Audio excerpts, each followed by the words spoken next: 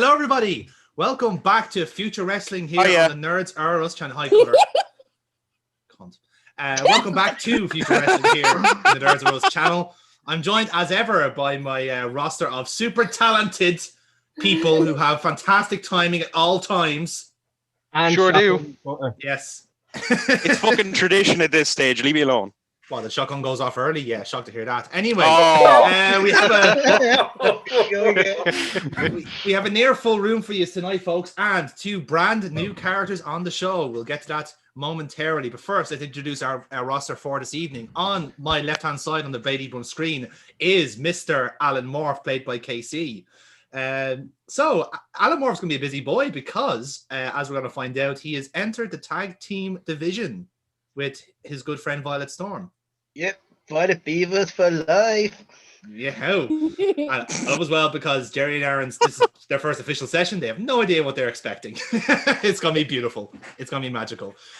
On the right-hand side is the premature ejaculation that is Dennis. Welcome to the show.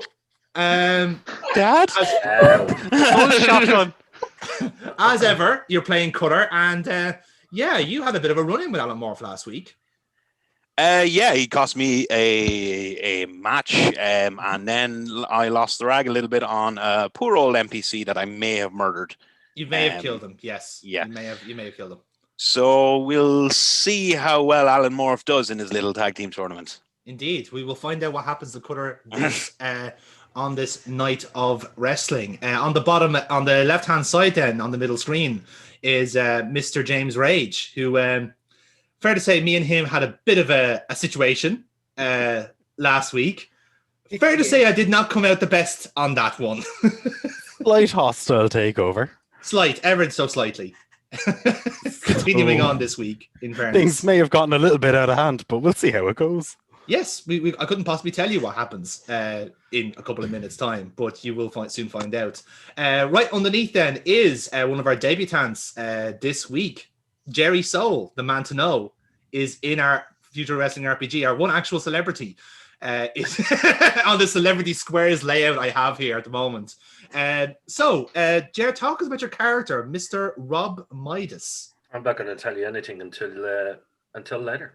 You just have to wait and see.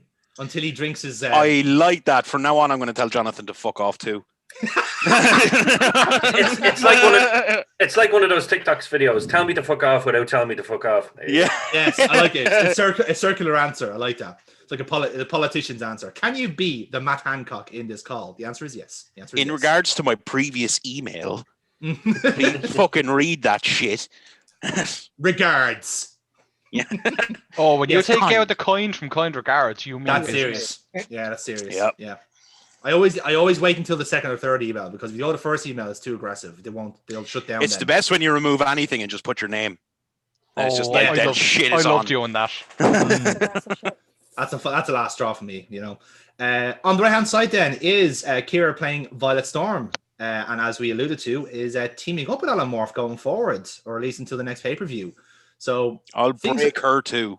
You can try. You fail. Because Cutter has a fantastic record against female opponents, as we know. Listen, I'm fine with female opponents. It's fucking sexual deviant opponents that I have an issue with. Your point being? Because Have you been up against because James everything I threw at Amy just fucking drove her fucking round the twist.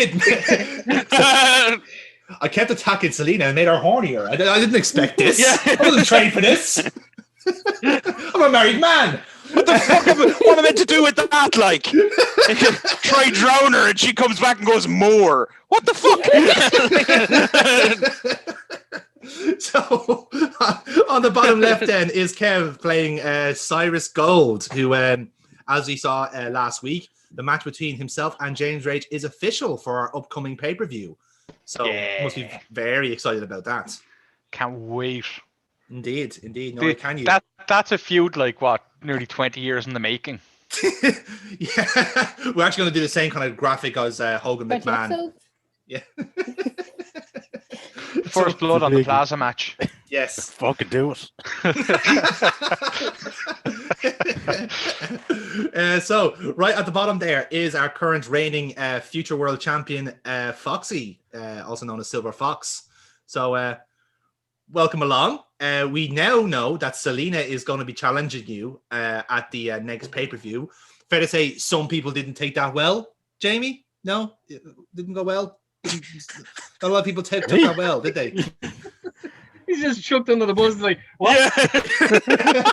I didn't know it was interactive. Like 3 promos in the past 2 weeks about how titles don't matter anymore. But yeah, no, fuck her. Titles don't matter. Just when you're at not peace with getting- everyone at this point, so fuck it. So yeah, Foxy, how you feeling about Oh, this shit. upcoming match with Selena? Sorry. Just remembered I smashed Foxy's head last week too. Sorry. Sorry, I keep forgetting. I psychopathic rage. You know how it goes. Yeah. Find out that like Selena, like she pinned me a couple weeks ago. She now is the number 1 contender. Mhm. James Rage beat the shite out of me last week. So I'm not really in the good way. No, you're not. But you do have a very intriguing main event planned tonight up against Violet Storm, which should go well, considering that she does have number 1 contendership, just floating around whenever she needs it. Just saying. And last but certainly not least is the second of our debutants this week, Aaron. Welcome to the show, buddy. You are playing a brand new character. Tell us all about him. Tell us about your character. I'm not going to give away much, and that's not because. Yeah, fuck off, Jonathan. I'm gonna give it a little sprinkle, little bit like James E. Cornette, Jim Cornette. All right. A sprinkle of that inside there. But yeah, I'm looking forward to it. Mm-hmm. Hopefully, seeing as a lot of people who know me that know wrestling think that I'm a young Jim Cornette as it is. So that's fantastic. Yeah. So welcome to the show, And the I'm man from with no crack. so yes, there's our characters for tonight, folks. So let's jump right into the show. We got our opening titles that you've just seen, and I just realized he's young Jim Cornette and he's facing Alan Morph. yes. That just sounds like a perfect combination, to be honest. This is That going to is- be interesting. What could possibly go wrong? I couldn't tell you, lads. You just gonna have to tune in to find out. So yeah, we got our opening titles. We get welcome to the show by just Mike Dublin this week. No Kratos O'Neill. He wasn't allowed into the building because as Mike He's Dublin with your wife. could be. Who knows? Who knows? It's lockdown's tough for all of us, Jer. Lockdown's tough for all of us. But yeah, he's Mike expands on that, saying like, well, as you may have noticed, the ring looks a little bit different. The lighting here is a bit different because apparently the Asylum Fight Camp is running the show tonight. We have no Kyle Decker in attendance, so it seems that the Asylum officially has taken over here. And hence why I'm only on my own here. No Kratos O'Neill, not even allowed into the building here by the Asylum Fight Camp. So this should be very interesting, as I do believe we are going to hear more from these gentlemen right now as we start off this week of Future Wrestling. So with that in mind, as alluded to,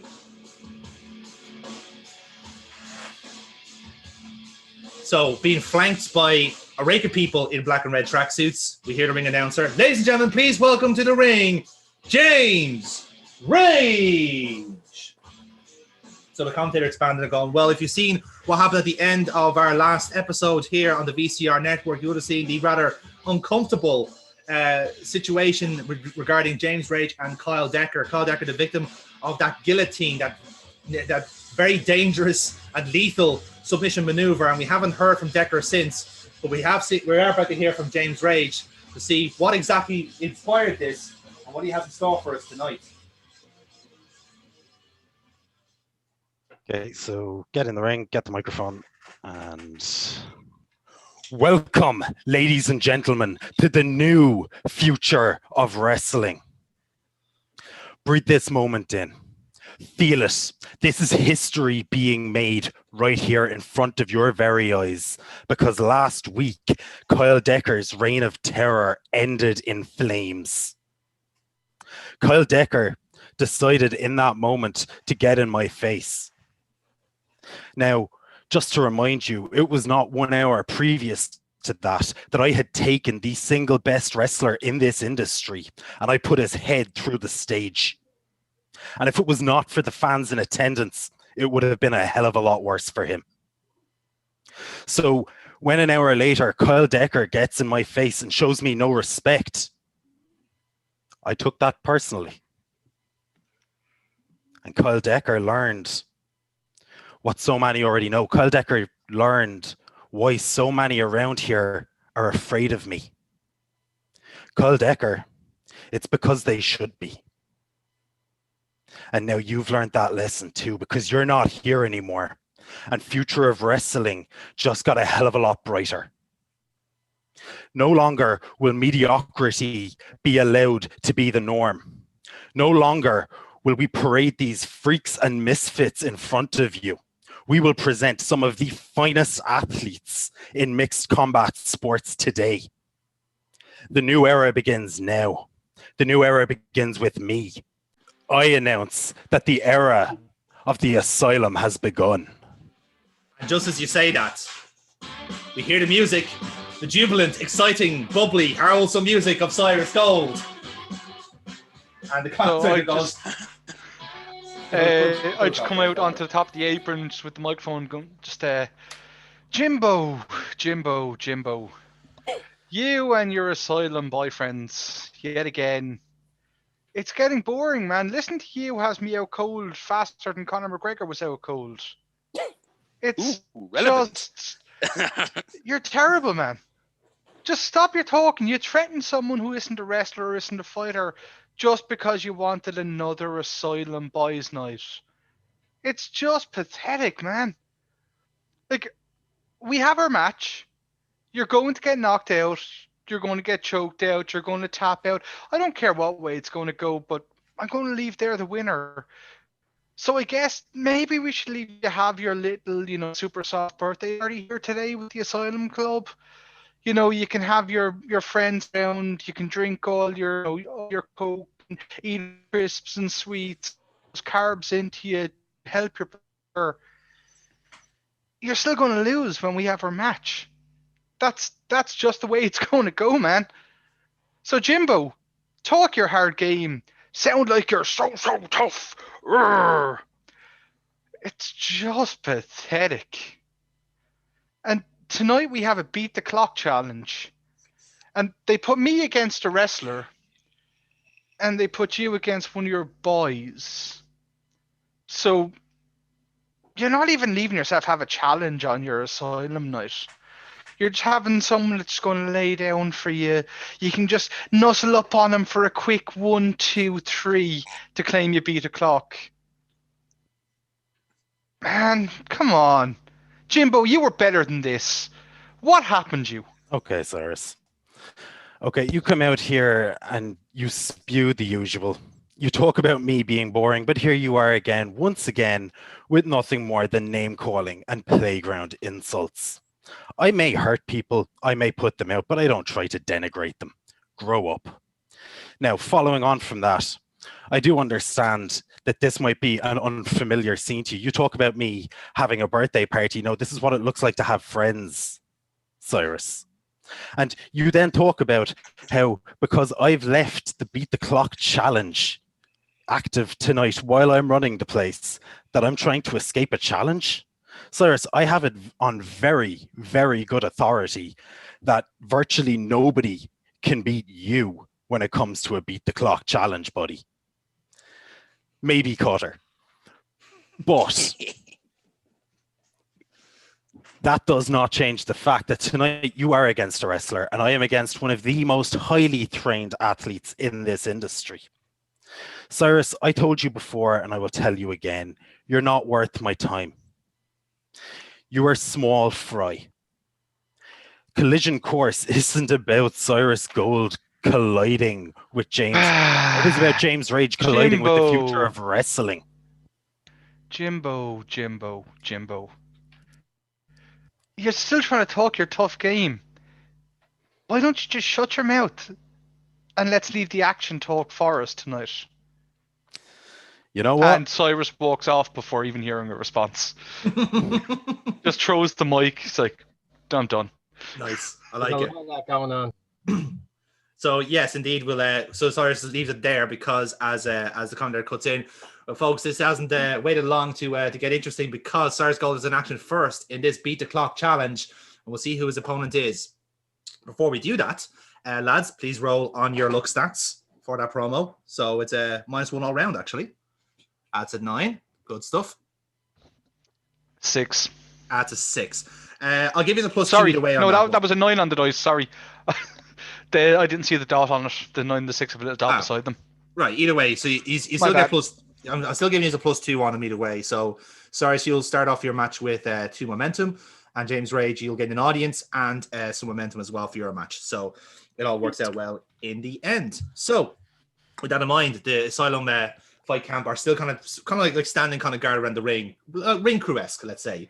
While James Rage kind of stays in the shadows a little bit, watching the match. But we hear the bell ring. Ladies and gentlemen, this first contest is a beat the clock challenge to determine the stipulation of the James Rage versus Cyrus Gold match for Collision Course. Introducing to the ring first, weighing in at 240 pounds from Waterford, County, Ireland, Wank Pheasant. I knew I'd do it once Kev was here. County Ireland, woo! Waterford County, Ireland. I was on a Hell roll. yeah. I had it perfect. Every Absolutely. You You just had it beat so me there. good for a week. I know. I had it dead on. Anyway. Probably for real. County Ireland, Clap, clap, clap. County Ireland. Please welcome. Shut up, Alan. Please welcome to the ring, Cyrus Gold. And obviously he's in the ring, ready to warm up. And introducing his opponent.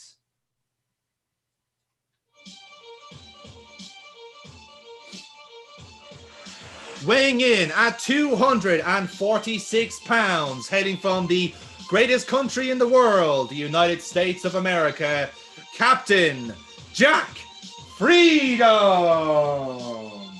America. So, this is an NPC we see quite a lot about.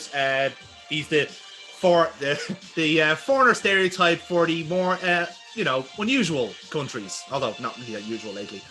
So yes, he walks down. He has the stars and stripes. He hot dogs to the crowd. The crowd don't really fancy him at that point, but the commentator chimes in and goes, well, we've seen these two in action before, and it has been quite a fantastic contest between these two, but the stakes are just that higher if you're Cyrus Gold, because you really need to put this person away to put the pressure on James Rage coming up later on in the show. So this could be a very interesting contest for both of these competitors, and indeed for Captain Jack Freedom, if he pulls an upset on Cyrus Gold, then it makes the match later on a completely null and void contest. So, with that in mind, the bell rings. So I will play on Jack's behalf here. Allow me to get the clock started, because that does seem important for a beat the clock challenge. You'd be shocked to hear. So the bell's on the way. I've drawn a 3, Kev. How about yourself? 5. 5. Well, you start off anyway. Low numbers, but you do have higher. So what do you want to do to start off? I want him to try and charge me with a clothesline the second the bell rings. Mm-hmm. And I'm going for a quick finish. I'm going to duck under, catch his clothesline, hit him with the gold plating straight into the rings of Saturn. Ooh, okay. So you're going to go for... Right, I'm going to treat it as a 2 first. So Yep. It'll be 2 rolls on that, if you don't mind. So first with the gold plating. 10. A 10. So you're going to hit the gold plating, and the commenters go, well, the gold plating is hit already. This match is almost over. What's going to happen next? Now this for the rings of Saturn.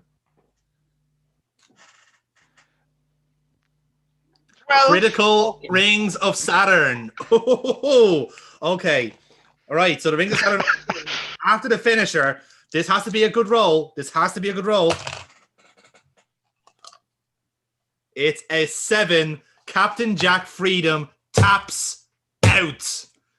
Captain Jack Freedom taps out of Saturn. It's a critical submission. Ladies and gentlemen, your winner, See? Cyrus No one finishes faster than Cyrus. Gold. Well, folks, What was that? Cyrus Gold had to put the pressure on, and he did with a time of 74 seconds. One of the quickest matches we've ever had here in Future Wrestling. And if James Rage wasn't impressed by that, I don't think anyone will be. That is exactly what Cyrus Gold had to do. And now all eyes on James Rage later on in the show. very interesting start to this show. So, Cyrus, talk us through the afters here. As the bell goes, I let go of freedom pretty quickly, and I know like James Rage is somewhere lurking in the shadows watching. Yeah. And I'm going to assume it's somewhere I can see, so I'm just going to climb the rope in that corner facing him, and just point to him and say, "Man, that's almost as fast as your personal record." Drop down out of the ring and just walk up and just be like, "Guess I know what match I'm having." So, yes, very interesting stuff there. So, James Rage, how about yourself? Camera's on you here. What are you doing? You don't even have your own playground insults. You're using mine now. I love that. So indeed, yes, the Cyrus Gold leaves with the time to beat is 74 seconds, which is I will also admit, for the playground insults, my brain is still asleep. I fell asleep watching something for a nap before this, so I'm not waiting. But yeah, that was a very, very nice match. Did not expect that to go down that fast. Yeah. She said. Says the expert. So. Listen here, fucko. Right? 2 pumps. So yes, we do kind of we cut away from the ring just for a brief second. Then we get to see something kind of backstage. We kind of see like kind of like a black kind of like background, bit of smoke in the ring, and there's a picture of a pulpit, from a church, and it kind of looks like someone's going to walk towards it, but then this person kind of walks past and sits down beside it, and it is Pastor Fred Rose, but he's not in his kind of like bleached kind of white evangelical suit as last time. He's kind of in more of a pinstripe, and a kind of like long tie. Looks like a quite good designer suit as well. So he just kind of sits down, takes a few seconds, and he goes, over the last few weeks, haven't been here in Future Wrestling, and the landscape has changed quite a bit. In fact, it's been a very busy time. Not for the pastor, but for Fred Rose himself, it's been very, very busy indeed. You see, a lot of things have been said outside of this room, outside of this building, that have had quite a ripple effect on me personally and me and my family. Again, by people who may not have been in their right state of mind when they said it, but nevertheless, the consequences are apparent. Yes, it is true. I am no pastor, but what I am is a man of great wealth and power. So I am not a man of the cloth, but I am a man of Wall Street. I am a man of success. I am a man who can do so many things to so many people. If I wanted to destroy a man's career, I can. If I wanted to destroy a man's life, I can. But conversely, if I wanted to create success, if I wanted to create glory, I can. I have that at my disposal. So I will concede this. Yes, it is true. Dahlia Thorne is my daughter. And my son-in-law, soon-to-be son-in-law, is Damon Garrick. All of that is true. And what is also true is that they are destined for greatness. It is in their bloodline. It is unacceptable in our family to be a failure. 5 generations of Roses have been at the top of whatever they do, whether it be in law, architecture, science, in business. And if it just so happens that Garrick, as he enters the Rose family, wants to become a professional wrestler, that is what he will do. Because the Rose family looks after ourselves. That is our mantra. We have done it since we first laid eyes on our first prize, which was a plantation, a simple plantation in Louisiana. We made that plantation the Rose Mansion, and it still stands to this day. And over time, we have accumulated more and more until we were one of the most powerful families in the world. Not just the United States, in the world. That's why we are here in Future Wrestling. That's why I am here in Future Wrestling. This is no character. You're not seeing any evangelist anymore. This is the real Fred Rose. No character, no gimmick. What you see is a man who has the VCR network and Future Wrestling all controlled by my puppet strings. And if I want to make Dahlia Thorne world champion, I can and I will. But the Rose family is known for its patience, for its allowance of time, to know when is the right time to strike and when is the right time to make someone a champion in anything they do. And that is what we are doing. Because I am signaling my intent to enter my family into this tag team tournament that Carl Decker, in his eternal wisdom, has organized. Because, once again, it's an opportunity to stamp our seal onto Future Wrestling. Between Damon Garrick, Dahlia Thorne, and my personal enforcer, Cutter, we can rule Future Wrestling with an iron fist. And there is nothing no one can do about it. Nobody in this company, nobody in management, and nobody at the network. I am now unleashed on Future Wrestling. And it just so happened to be from the alcoholic ramblings of a has-been wrestler. It's funny how world works, isn't it? So this is your warning, Future Wrestling. This is from the Rose family. We are taking over, and you are either with us or against us. And it fades to black. So again, the commentator goes, well, that is, it's never a pleasant sight seeing Fred Rose on our Can I screens. ask a question? Go for it. About, since I'm going to be teaming with Damon Garrick. Yes. Like, I saw when he's been wrestling before, I kind of tuned out because he's an NPC. So is it like, but now he's my partner. I kind of need to know shit. So like, is he, like green starting off? Is he gifted? Is he like, okay? He so has he's green some starting. natural talent, but he's definitely overhyped. You know, it's kind of the case. Small of like, guy. Oh no, he's Oh. 6'5". He's a lanky fuck. Okay, all right. Balls now. Okay. Yeah.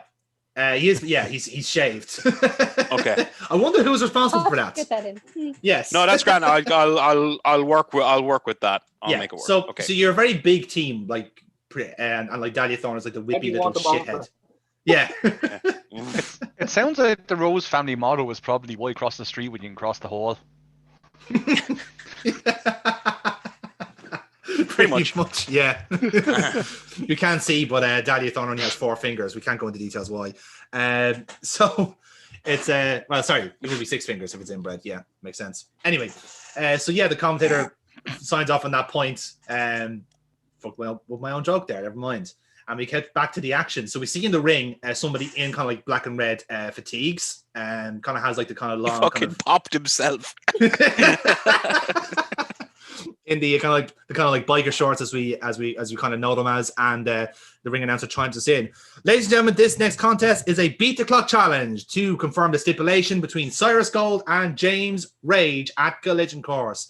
Already in the ring, weighing in at 212 pounds, hailing from Sao Paulo, Brazil, Davide Texera. So he gets no introduction, no music. He's just warming up in the ring.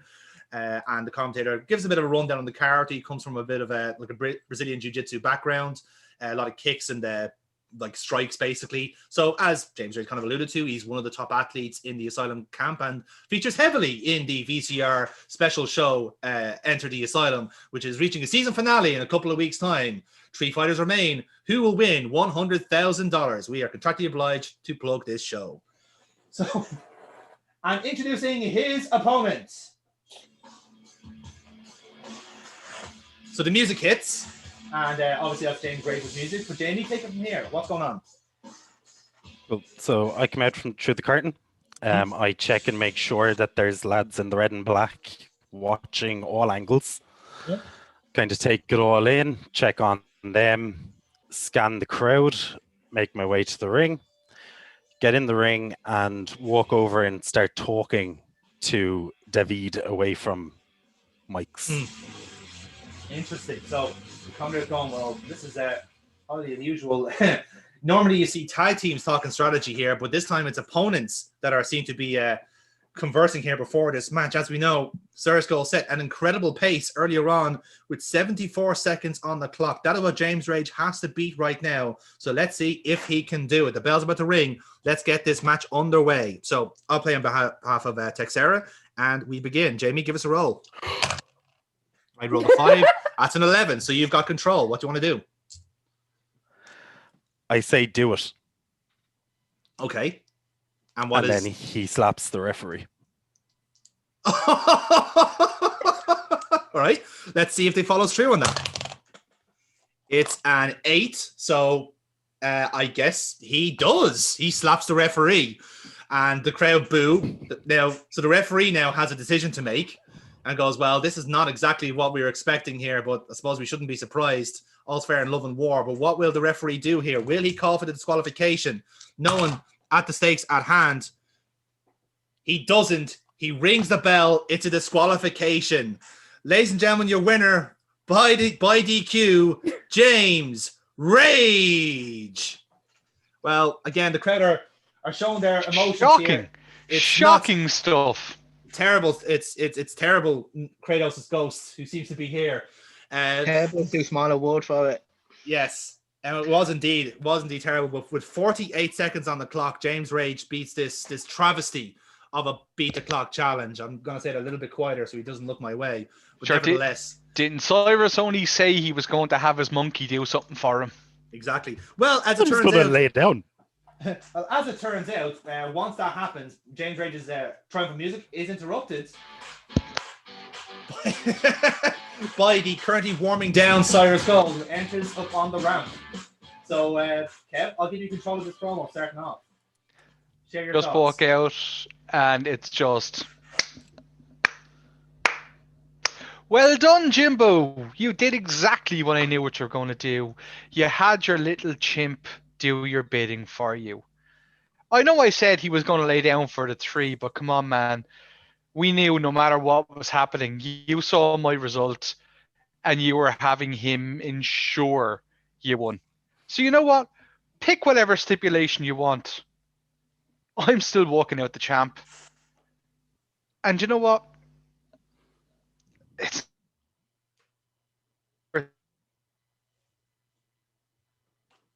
pick your match, prepare to lose. Later is Jimbo, and just walk back out. You off see, the ramp. Cyrus, you can leave. That's fine. It's cute. It's adorable. Throw the toys out of the pram. You were outsmarted. You cannot beat me on any level of this game. You cannot beat me in any facet of it. And in fact, you don't even deserve the chance to try. So, with my right to pick the stipulation for our match at Collision Course, I say it's an Asylum Gauntlet match. If you want to get your hands on me, you're going to have to get through 3 of the top students in the fight camp first. Then, on that night, when you've beaten all 3, then maybe we'll see. Well, as I said, I don't think Cyrus Gold will mind the challenge, but it's certainly stacking it up against the athletic superstar. But nevertheless, this is a stipulation that was thrown down, and we're going to see far more of the Asylum camp over the next coming weeks as we head to Collision Course, the Asylum Gauntlet match. He has to essentially beat the lieutenants of this camp to get to the head honcho, it appears. Something straight, something rage, something streets, something of is coming to mind there. But nevertheless, so yeah, that's grand. That's your stipulation confirmed. The Asylum Gauntlet match for Collision Course. So stay tuned for that. So lads, thank you very much for that. If needs be, Jamie, if you need to go, feel free to pop out whenever you need to. So thank you very much. Got it well. Thank you. Yeah. Cheers. I may disappear at some point. Lovely. But for now, enjoy the show and see what happens. So with that in mind, we get a commercial break then, and we cut backstage to see our resident interviewer, Pete Thursday, aligned with Violet Storm and what looks to be a kind of very helter-skelter looking intern. as as the intern he's kind of like floating around the place, and like Pete's trying to get him to stand at his mark. It's like, no, you have to go over here. No, not on my side, on her side. No, just stand over there for a second. Oh, God damn it. Sorry. Welcome back to the show, everybody. Welcome back to Future Wrestling. I'm Pete Thursday, and I'm joined as ever by two of the hottest talents on the roster. At the moment, I'm joined by Violet Storm. Where's he gone? Alan Morph is just there. What's guy's name? Intern, have you seen Alan Morph around? No, I haven't seen him around. Do you like my new voice box? The Vinyl Evo fixed it.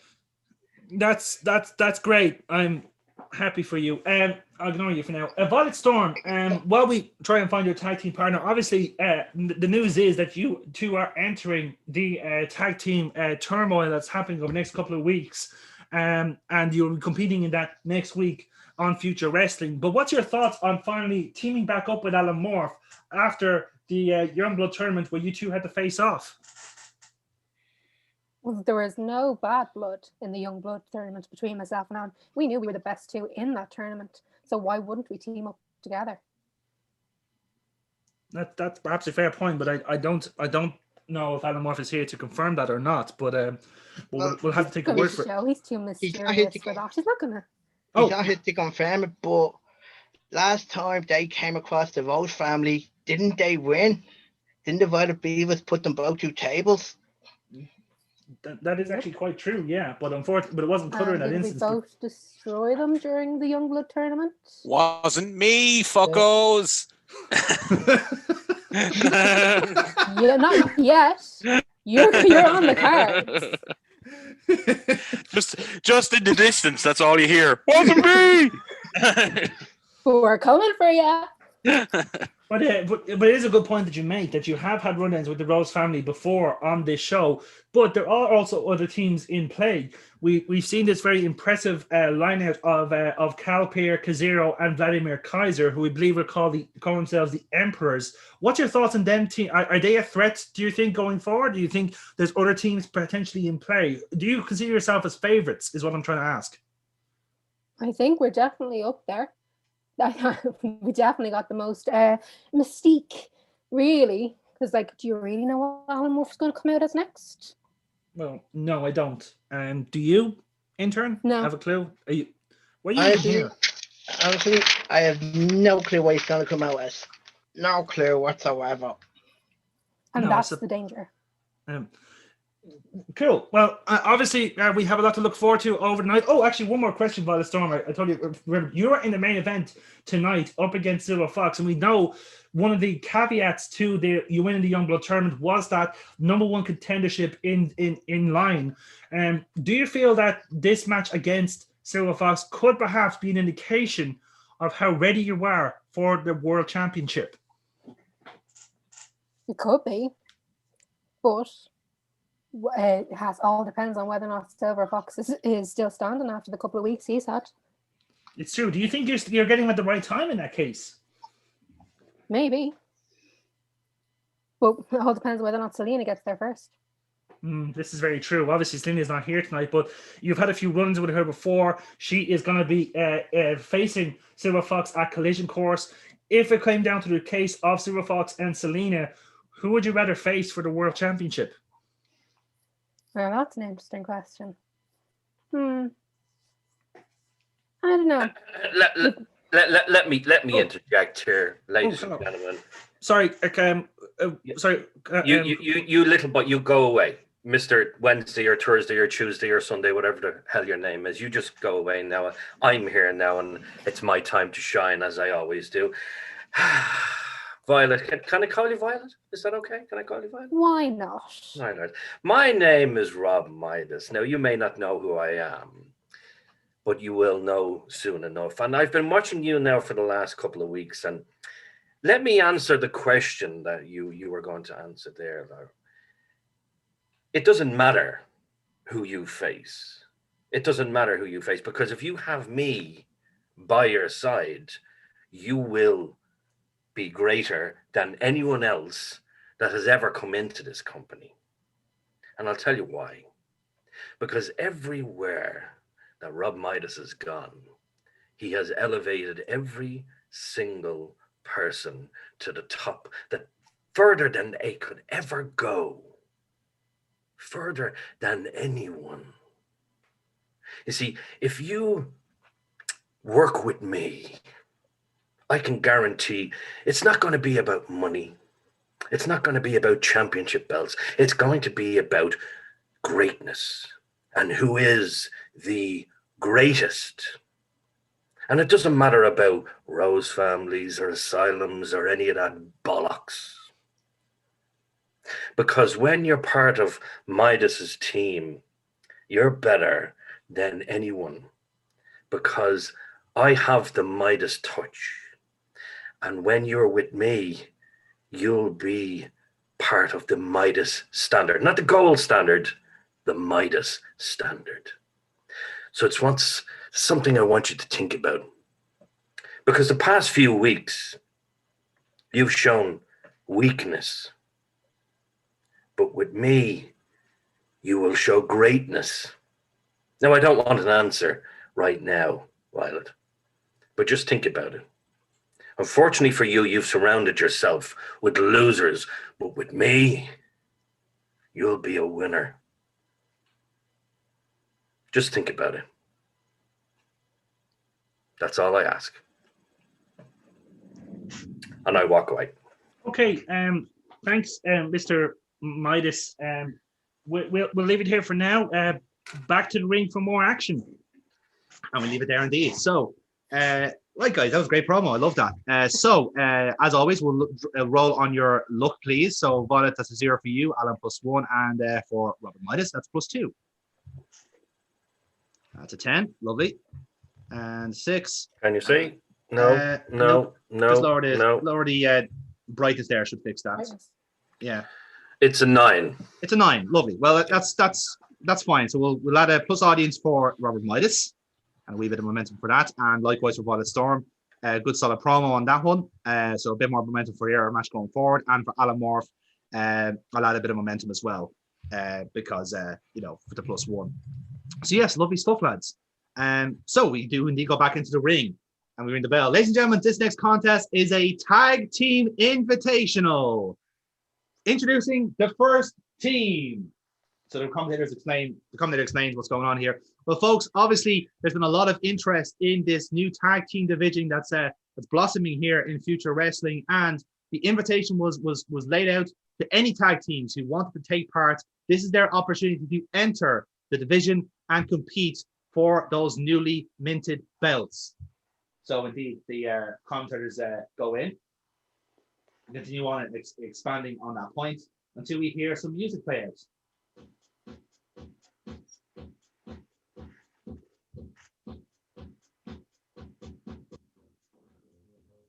And the commentator gets like a little note in his hand here, and he goes, "Ladies and gentlemen, please welcome to the ring at a combined weight of 487 pounds, the team of Fat Man and Hoblin." So what we see is a very tall man wearing a kind of fat suit, right? And then we see a little small man with like deflated inflatable bands, and he's limping to the ring with a cane, right? So the two of them are trying to break into their like a trademark march that they seem to always do, and then like one corrects them back into character basically.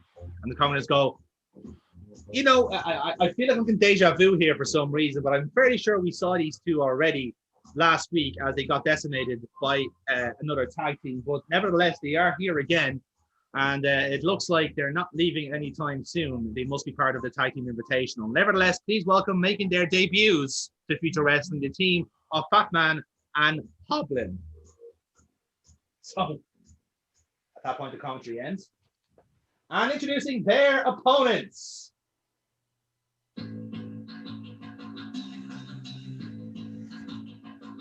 At a combined weight of 371 pounds, being accompanied to the ring by Nathan Youngblood, the team of Connor Locke, Michaela Joyce, the Youngbloods.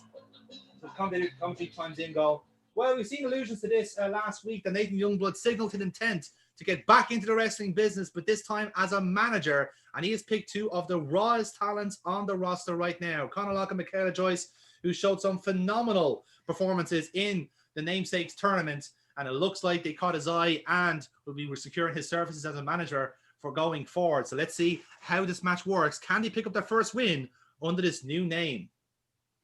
So with that in mind then, again, it's an NPC match, but let's see what can I do. As a manager, Foxy, let's see what's going to happen. So give us a roll there just for a moment. 6. A 6. Okay. Basically, I'll allow you to throw in 2 spots into this match, basically. So we'll kind of do this we'll try and kind of like work managers in a little bit like this, especially if we're working with NPCs. So essentially, with that role, I'll allow you 2 spots. So the match is going to start off basically with Fat Man using his size advantage over Conor Locke. He's going to do a few body slams. Conor Locke's going to roll back out the ring, and he's going to like try and like converse with you, making you a little bit of advice. What would you tend to do if he's up against a very long man in a fat suit? Stick and move, like use your speed against him. If he's like the big tall guy, then chop him down. Like dodge him, kick him. When he gets down, hit him with a drop kick. Use your speed. Yeah. So again, the camera kind of caught most of that. So you're giving advice to this to the young gun here, and the camera goes, well, that is exactly what the young bloods have in their advantage, and ironically, it's experience, because you have someone who has been in this business for nearly 15, 20 years at this point, and he just has such a wealth of knowledge, and you can see there, Conor Locke already taking advantage of that with a chop block straight to Fat Man here, and immediately turning this match on its head. So then it wrestles around a little bit more. Then it switches to Michaela Joyce versus Hoblin. And Hoblin is kind of sticking to character a bit too much and being completely useless. So Michaela Joyce is running rings around him and basically gets him down for hammerlock DDT, pins him down to the ground. Quick kick out on that one. And Michaela Joyce goes, oh, I thought I had him there. And she looks to you. What would you suggest? She's hit the hammerlock DDT, so while he's still down, she can be a bit flashy. So like she can hit the rope, come back with a Shining Wizard to the back of the head. Oh, nice. And that's exactly what she does. So the camera kind of picks you up going like, Wizard, Shining Wizard, go, run the ropes. So you're calling the shot out here. So she does it and hits him flush with the Shining Wizard. Fat Man comes in, Conor Locke wraps him up in a submission maneuver, kind of like the octopus stretch, while Michaela Joyce goes in for the finisher, which is the mandible claw. Hoblin taps out. And the winners of the Tag Team Invitational are the Youngbloods. And they are officially involved in the Tag Team division, and they'll be in action in 2 weeks' time to see who goes through to Collision Course. So good job, Nathan Youngblood and his raw talents. And curious enough, the next match is a tag team contest scheduled for one fall. One fall! Introducing to the ring first.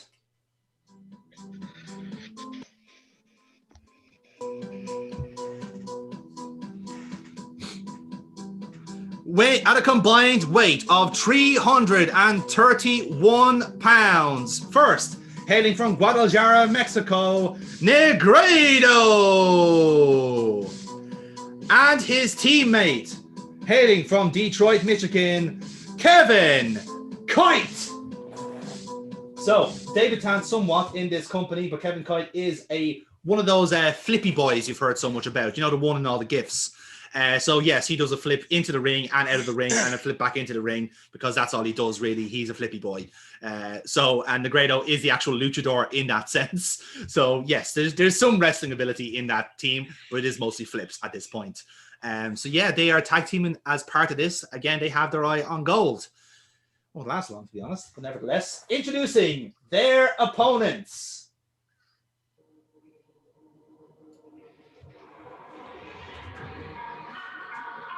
At a combined weight of 503 pounds, being accompanied to the ring by Fred Rose and Dahlia Rose, the team of Damon Garrick and Cutter, the Rose family.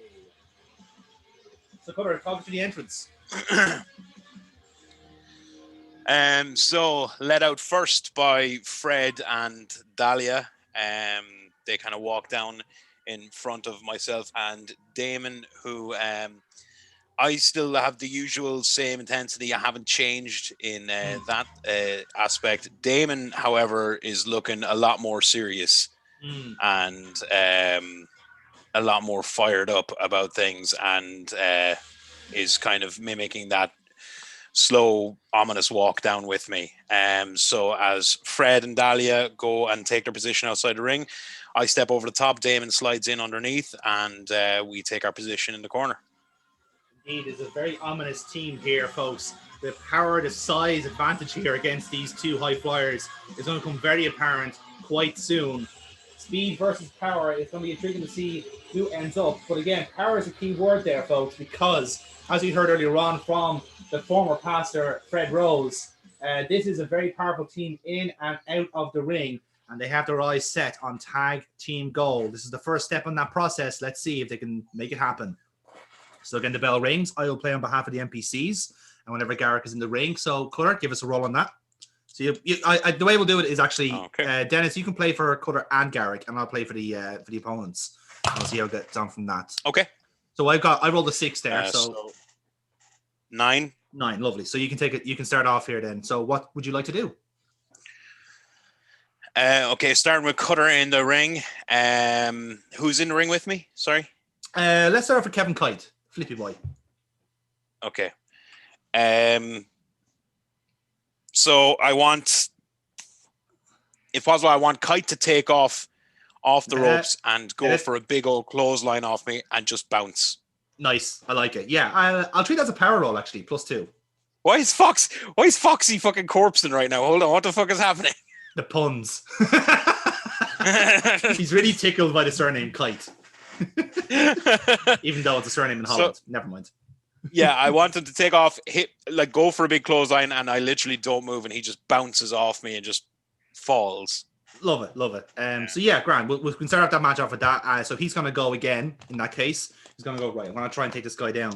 And he will, that's a successful roll. So I think it's what he's going to do. He's going to try and go for like a Hurricane Rana. So he's going to leap up. So it's a good vertical leap. Like, right onto your neck. He's going to try and turn you for the head scissors. He's going to get caught halfway. So he's kind of like halfway through a head scissors, but you've caught him in mid-flight if you like. So you have a chance to reverse it. I want to hoist him back up and slam him down for a power bomb. Love it. +2 on the power roll, please. 7. So you make it work with that. So the power bomb is successful. Yeah, you're back in control of the match. Continue on. So Cutter just gives a little smirk, extend the hand out to Damon Garrick for the tag. Love it. Let him in, and I want Garrick to just hop on him and just ground and pound. Ground and pound, cool. Yeah. Sorry, does Garrick have like stats similar to Cutter, or what way are we working that? No, he does have his own stats in that sense. So he essentially has like kind of very like kind of template stats, let's say, for his type of character. So he has like a -1 work stat, so we can work it off that basically if you want to do it that way. So you'll have a -1 on the work roll if you want to go for that. Okay. Oh Jesus! So that's 4. That's a 4. So he's going to get reversed by Kevin Kite. So Kite's going to take advantage of this. So he'll reverse the ground and pound, and he's going to go for. He is got an 11 there. So he's going to take Garrick. He's going to do one very quick snap German suplex and then a knee to the face to knock out Garrick. So he's going to tag in the Grado at this point. The Grado then is going to take to the top rope. That's a good roll as well. He's going to take the top rope. He's going to tell Kevin to go the opposite side. So essentially he's on one corner, the other corner, and then both of them are going to do double swanton bombs on Damon Garrick. So everyone likes that, and everyone's immediately gifting it online. And yeah, he's going to go for a quick pin. So I'll give this roll to you, Dennis. So the greatest pin in Garrick here. Okay. So that's 10. That's a 10. 1, 2, Garrick kicks out. So Negredo's going to take advantage again at this point, and he is going to go for an arm drag, but Garrick is going to push him off the top rope. So he crashes and burns, and Garrick is back in the ring. So Garrick is back in control here. Okay. I want Garrick while selling, basically looking, kind of holding his midsection, looking hurt and all that. I want him to grab. Sorry, was it Negredo in the ring right now? Negredo, yeah. Negredo, sorry. I want Negredo. I want him to grab Negredo by the hair and drag him over to the corner and tag in Cutter.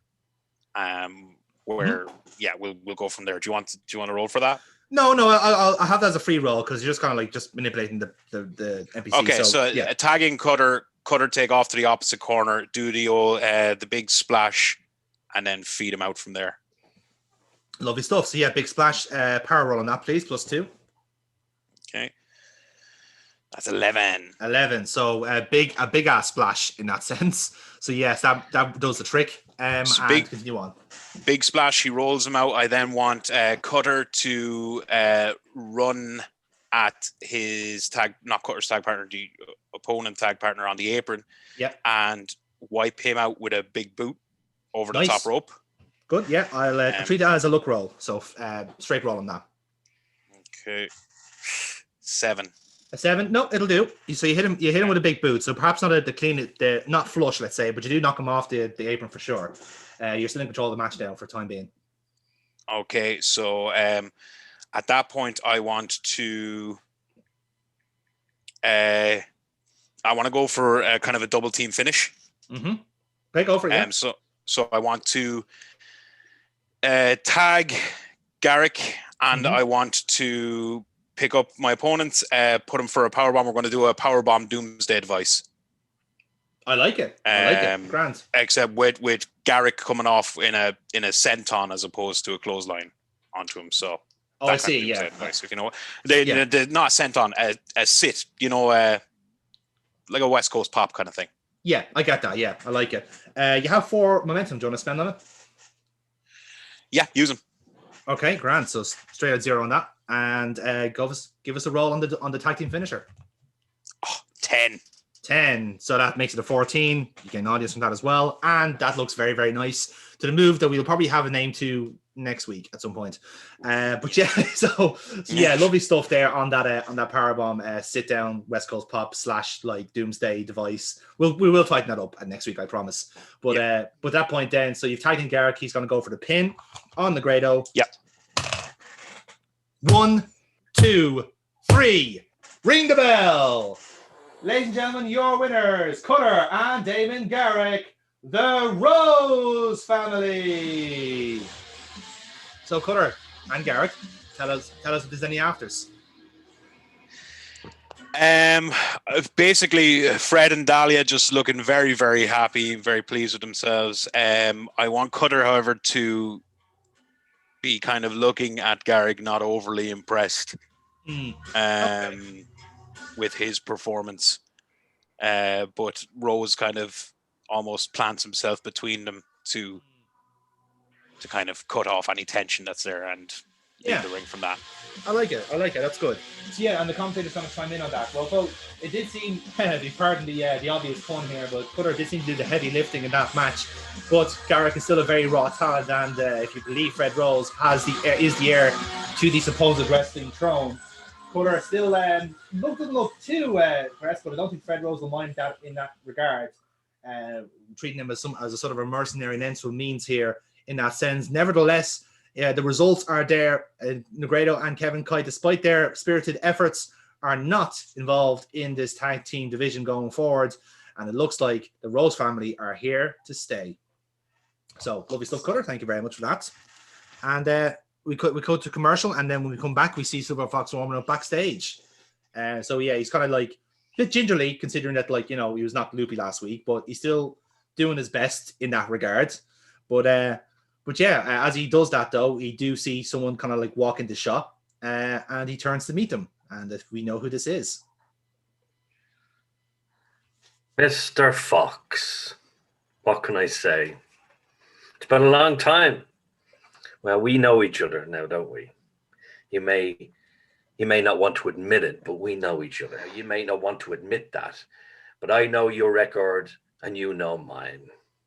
Now, what happened to you last week, that was your fault. It was nobody else's fault other than your own. Because you allowed it to happen.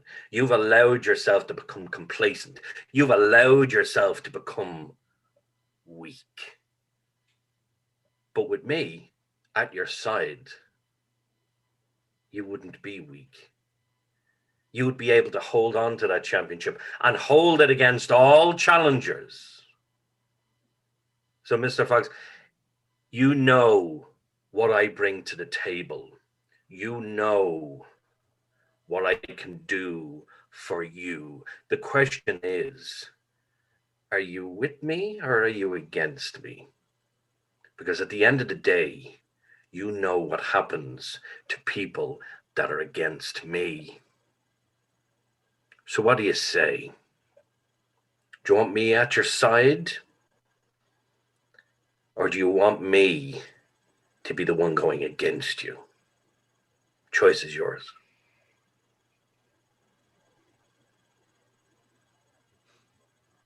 You're right. I do know you. You've crossed paths many times in the past. I know what you're capable of. I know you can elevate people to all these heights. And you can also put people down to the lowest of lows. Now, you're right. I don't want you against me. But at the same time, I kind of like trying to prove myself. Be my own man, as it were. Now, I'm not saying no outright. I'm just saying I'll think about it. Well, at the moment, I'm happy with what I'm doing. As for being weak, look, I'm not, you know me, I'm not the biggest person in the fight. But I still come out on top. That's how good I am. You should know that, of all people. Well, think about it. I know how good you are, but I also know how good you could become, how great you could become. Now, I absolutely respect you wanting to go it alone, but how long can a sheep go against a pack of wolves? And that's what this company is. There are wolves everywhere. A sheep wouldn't last very long. But with a shepherd, a sheep will go long and go far. With me at your side, you would be unstoppable. With me at your side, you would be the greatest. With me at your side, you would have the Midas touch. And you know how good we would be. We would take it all, Mr. Fox. You just think about my offer. And off I go. Indeed. And the camera leaves to a pondering Silver Fox. I love the promo, but can I just say, when you were talking about the Midas touch, I really thought you were going to say, and you know how good that touch feels.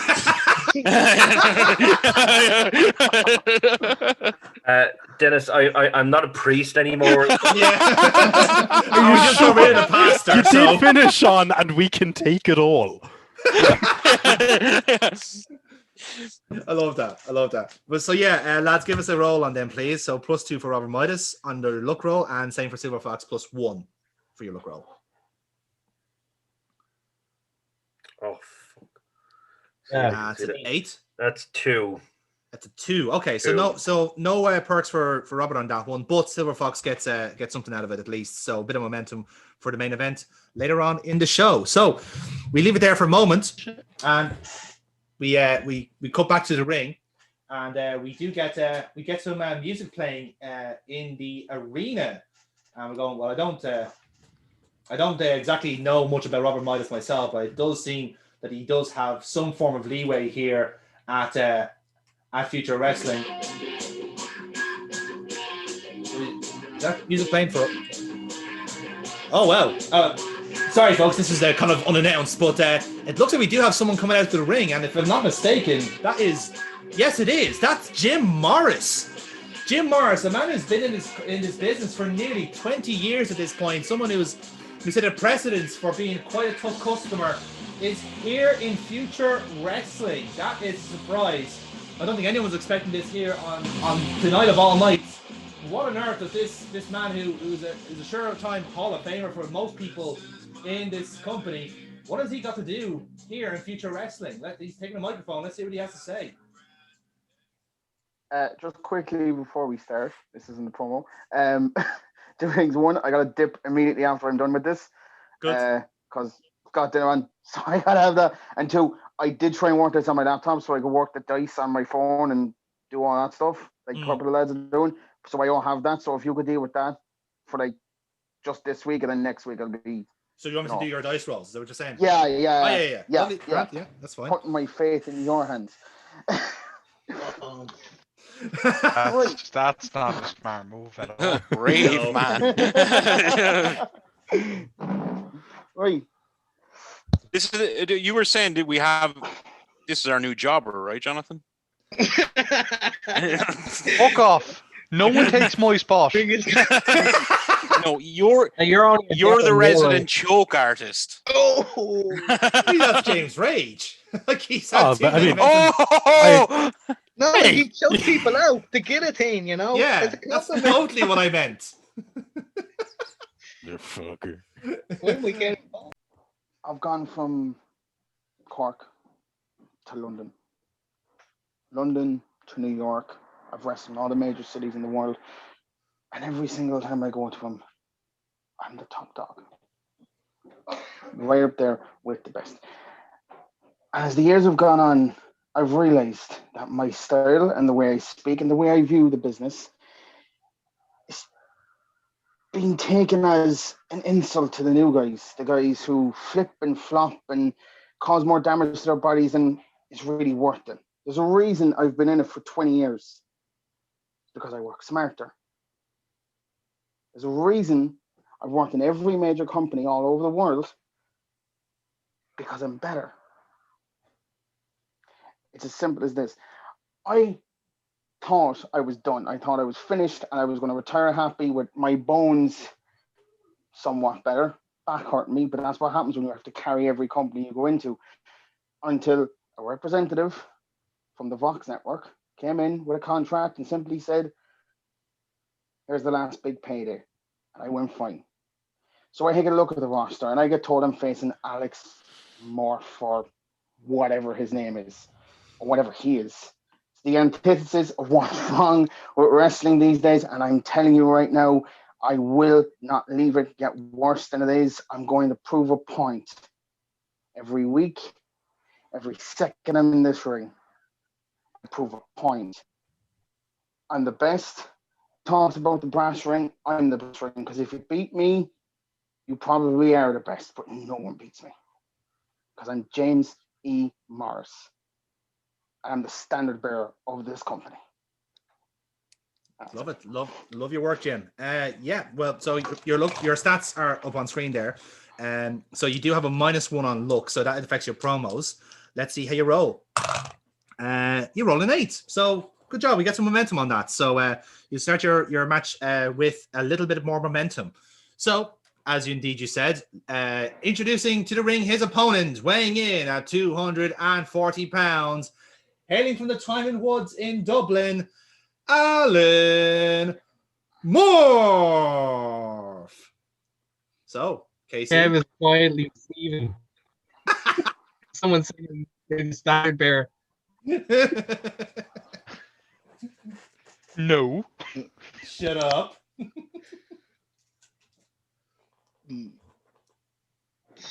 So, Alan, you're cute.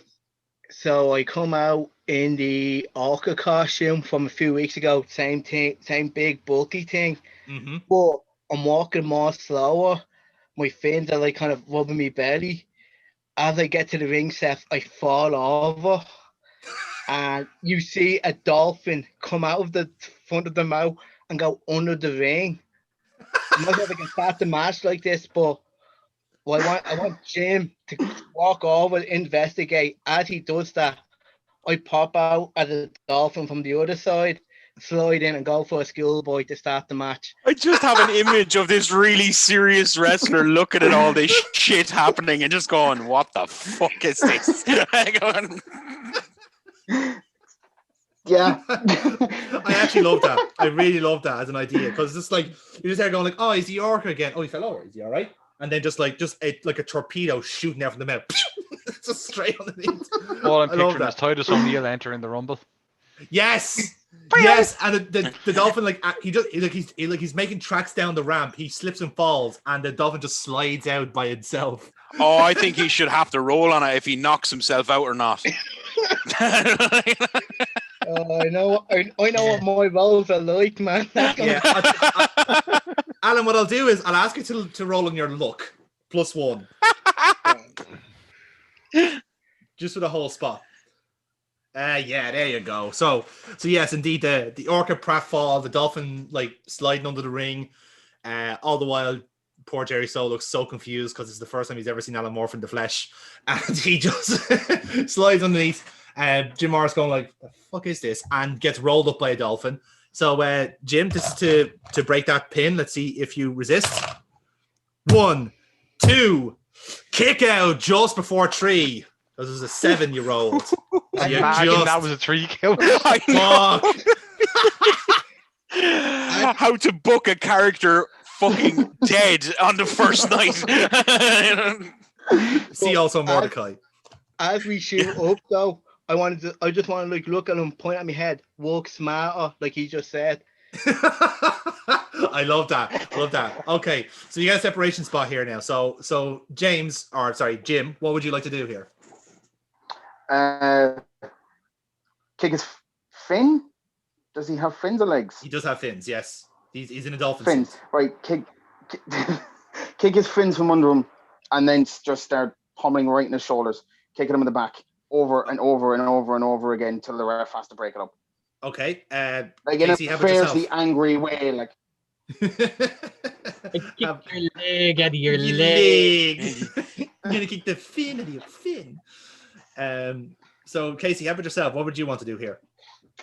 As he's kicking me, I want to kind of go behind, wrestle him to the ground, and go for a front face look, and then give him a noogie.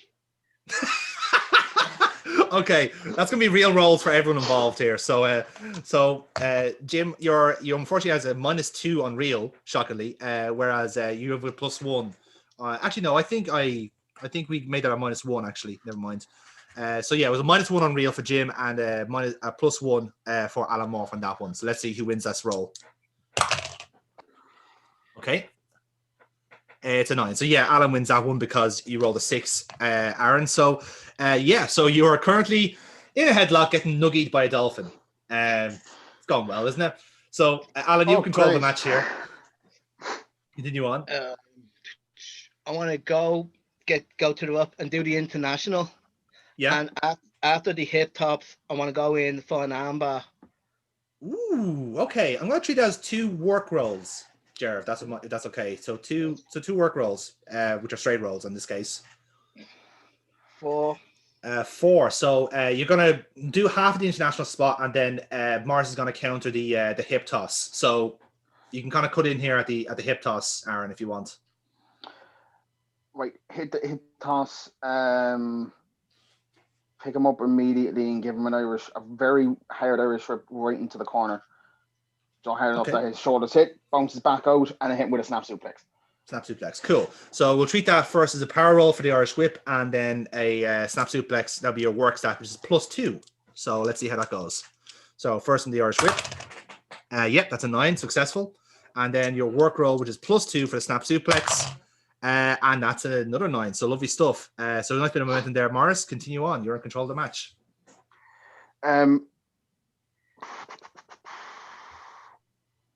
Pick him, drag him over to the bottom rope, get his face over there, and just start like putting my 2 feet on his shoulder blades and just jumping on top of them. After that, get him back up again. Another snap suplex. Okay.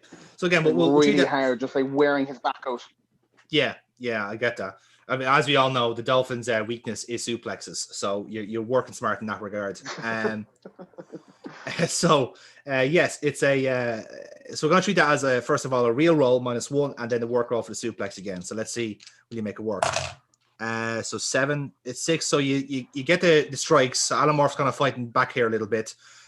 So let's see if the work roll will work in that sense for a snap suplex, and it does. So you won't get some momentum for the kind of like the ground and pound, but you get some for the suplex, and you're still in control of the match. So continue on. You're currently wrestling a dolphin, Jim Morris, in the future wrestling. Put him outside, kick him outside, pick him up, another Irish whip into the barricade, and then hit him with he's like laying on it, and then hit him with a drop kick in the face. Ooh, nice. Okay. So yeah, we're gonna treat it'll be a power and a luck roll on that. So first off, for the power roll, the Irish whip into the barricade. That's a 9. So yeah, so he's in the barricade, and now this is for the drop kick, which is a -1 on luck. And that was a 7. So you're gonna miss the drop kick, but you gain some momentum for the barricade. So Alomorph's gonna dodge the drop kick, and so basically you'll just duck and you kind of crash and fall. And Alan, you're taking control of the match here now. Cool. As he missed the drop kick, I want to pick him up and back suplex him onto the guardrail, and then roll back into the ring and wait for him. Oh, count it out. I like that. I like that a lot. Yeah, give us a work roll on that. It's a 6. A 6. So okay. So what's gonna happen? That was a straight roll. So you look like you're gonna go for the back suplex. Morris is gonna like fight against it. So what's gonna happen is he's gonna like get back on his feet, and both of you gonna go for this kind of same move here, which is the suplex into the barricade. So I'm gonna roll on Aaron's behalf, and Casey, you roll again. Whoever wins the roll gets suplex on this. So it's a 7. Sorry, Aaron. Snake eyes. So so you're getting suplex into the barricade, and quite a stiff one at that. So you're kind of like you're almost like perched on the barricade, as Alomorph flaps his way back into the ring. So the referee's count here is at 5. So let's see if Morris can get himself out of this. He can indeed. So at the count of 8, he's back into the ring. So we'll treat it as a bit of a separation spot then in that case. So lads, give us a spot between you. What do you want to do next? I want to charge him into the turnbuckle, whip him to the counter 1, and do my patented Foxy combo, Alomorph style. Alomorph style, yeah. And how about yourself, Aaron? So you're just feeding back into the ring here after getting suplexed over the barricade. So slowly get up, try and distract the ref. Try and say there's somebody trying to get in maybe, and just be a dirty fucking just poke him in the eyes. Or nice. Well, let's see, that's a heel move, so that would work. So because it's a heel move, so the way the face and heel moves work, that you can pull one off if you have the momentum to do it, which you do. So I'm going to spend 2 of your momentum to do that, and that'll make it a +2 roll. And for Alan, then that'll be a work roll on that, if you don't mind. So so let's see how this works. Okay, that's a 4. So that'll be a 6 then to beat. Oh, it's a 6 again. So let's roll again. Cool. This is exciting. 11. Nice. Okay, so the Foxy combo works. So you run the rope, you hit him between both turnbuckles, you hit the Foxy combo, stop it on the net breaker, and slam him down with that. So lovely stuff, Alomorph. Getting some good momentum from that. And you're back in control of the match. I want to go down to the middle rope, hit him with the Austin elbow drop, roll through, tumble, climb up to the other turnbuckle, and hit him with the diving fist pump to the face. Right. And as we all know, the flying aerial battles are far more effective if you're dressed as something from the sea. So not quite an elbow drop, more of a fin drop, really, isn't it? It's why people go to SeaWorld, to see this shit. Exactly. Yeah. I mean, what you need to do is, like, when you're doing the second one, you'll have an intern will hold over a hoop, and you jump through the hoop and do the diving fist pump. Okay. So first off, for the Austin elbow drop. Okay. I don't know why I rolled there. Jared, it's for you.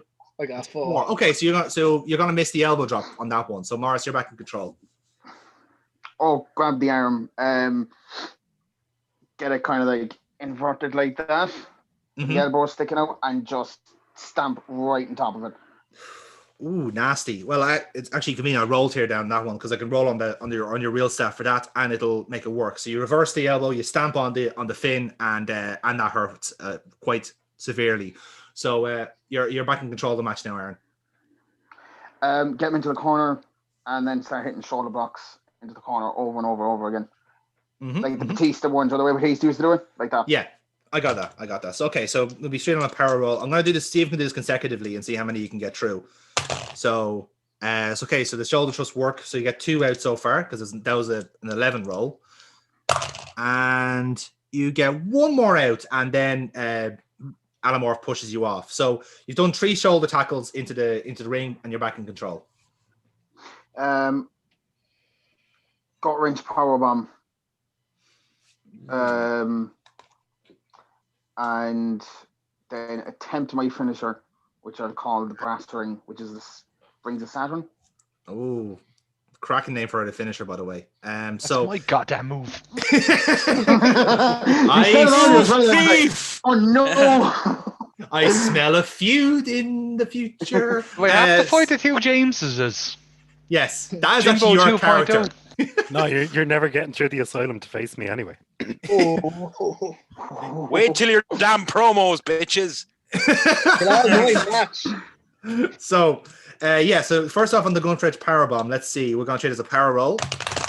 And yeah, you just about make it work. So it's a little bit of it's a pretty heavy dolphin suit you're wrestling with here. So yeah, struggle, and get him down for the power bomb. So a bit of a deadlift. This for the brass ring now. So let's see if you can lock it in. And okay, so you do try and lock it in, but Alamorph's gone to wriggle out of it because you rolled a 6 there. So obviously, when you do have momentum, you can spend the momentum to basically augment your dice roll. So if you wanted to hit the finisher, you could spend momentum to do so, and that will help it in future. Or if you just wanted a spot to work, you can do it that way as well. So Jerry, you've kind of wriggled out of the brass ring here. So what do you want to do? As we're still on the ground, I want to kind of step over and roll him up as he's going for the Rings of Saturn. Okay, so he's going to try and get you in again, basically, and you're going to roll him up that way. Okay, I like that. Okay, I will allow that roll, so I'm going to try and break out of it. 1, 2.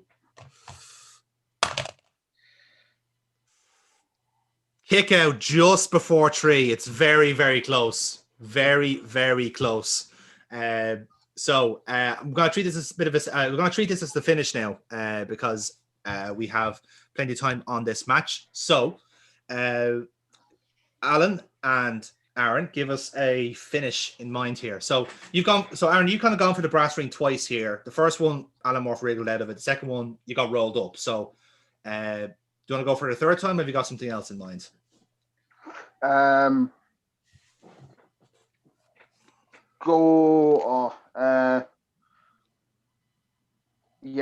Go for the third time and use some of my momentum as well. Okay, so you have 6 momentum there. So do you want to spend you can spend the whole lot here, seeing that it's the finish? Yeah, spend the whole lot, yeah. Okay, so it'll be a +6 roll. Alamorph, you have +4. You have 4 momentum at the moment. I don't know if that sways your rolling anyway. I want to spend all my momentum. I want him to go for his finisher, but as he's going for it, I kind of just stand up, turn around into the Fiat Panda. Oh, nice. So Fiat Panda is a standing stunner, in case anyone's uninitiated. Again, to be fair, uninitiated is the Alamorph way because we're seeing a fucking dolphin doing panda moves. So never mind. Okay, so this is the finish. Let's see how it works. Casey, give us a roll. Yours is a +4. Mine is going to be a +6. Oh, wonderful. 10. That's 6, so that's a 10. Aaron, you don't need momentum. Oh, it's an 11. So Thanks. Talk us through it. So you're locked in the brass ring for a third and final time. Talk us through what's going on here. It's just in the center of the ring, and just every single time he tries to wiggle out of it, I just keep moving my head back so I can get the shoulders basically touching. Every single time, making it worse and worse and worse every time. And this is on dolphin fins, by the way. So the costume is kind of contorting as you're doing this. So yeah. So in a sense, it's a verbal tap out in that case. So Alamorph taps out. Ladies and gentlemen, your winner, Jim Morris. So, Aaron, talk us through any afters you want to do. Beat the ever loving daylights out of him.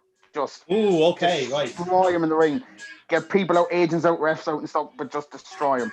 Okay, I will roll on that then. Unfortunately, you did spend momentum to do it, so I can't treat it as a heal move, Yeah. but let's see if we can make it work. All right, Um, calm down. Okay, so you are going to go for a bit of a beatdown, but you are going to get snuffed out fairly quickly. So people are going to kind of swarm on you at that point because, again, doctors want to check up on Alan Morph or well, whoever is in the suit at that point. Full commentary chimes in on the point. Well, folks, it seems like there's no more fun in games when Jim let Morris me is around. run in. Let me run in. Well, Let me Cutter, kill him. Cutter, you don't have any momentum, but I will allow you one dice roll. You fuck. Yes. It's 12. Oh. That was more than enough. I had to cut off a 9, so Cutter is coming down. So as Jim Morris leaves the way, Cutter comes down. And it's like the commentators, oh no, this is not going to end well for anyone here, folks. This is going to end badly. Cutter is here in the ring, and Alan Morph is. Hi, can I go? So, well, let's see what Cutter wants to do first. Let's see. I want to rip off his costume, Mm-hmm.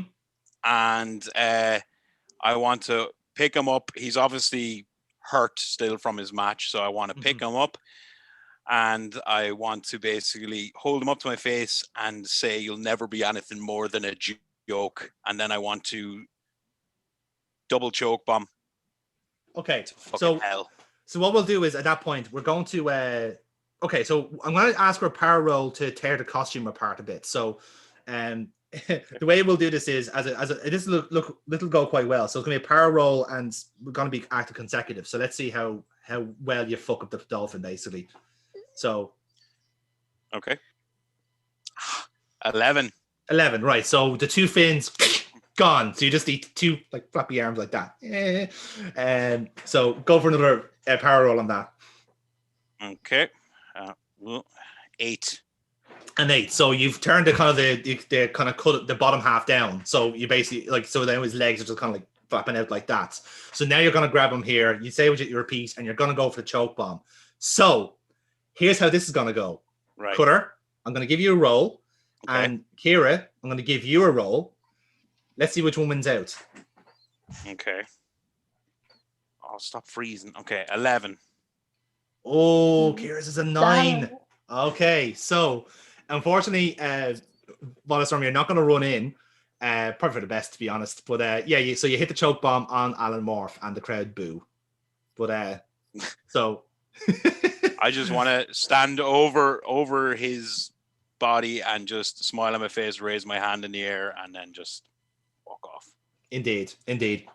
Well, folks, like I said, these two may indeed meet in combat later on this month at Collision Course if the tag team division plays out as they want to. But at the moment, it does seem that Cutter has got a bit of a revenge on what happened last week with the trickster Alan Morph by decimating yet another individual in the center of this ring. It's starting to become a bit of a pattern here in future wrestling, unfortunately for Cutter's opponents. But nevertheless, good stuff on that one, lads. So yeah, lovely stuff. But now I'm gonna go there. So okay, Aaron, thanks very much. Hope you enjoyed yourself. all right, no problem. Yeah, I did. Yeah, no, it was good. Right. It was different. But yeah, I'll see you again next week. Yeah, All right. see you next week, Aaron. All the best. See ya. All right then. So with that in mind, folks, it's time for our main event of the evening, and it's scheduled for one fall. One fall. Oh no. Introducing to the ring first. He doesn't know the Spanish for fall. It's Sin Cara.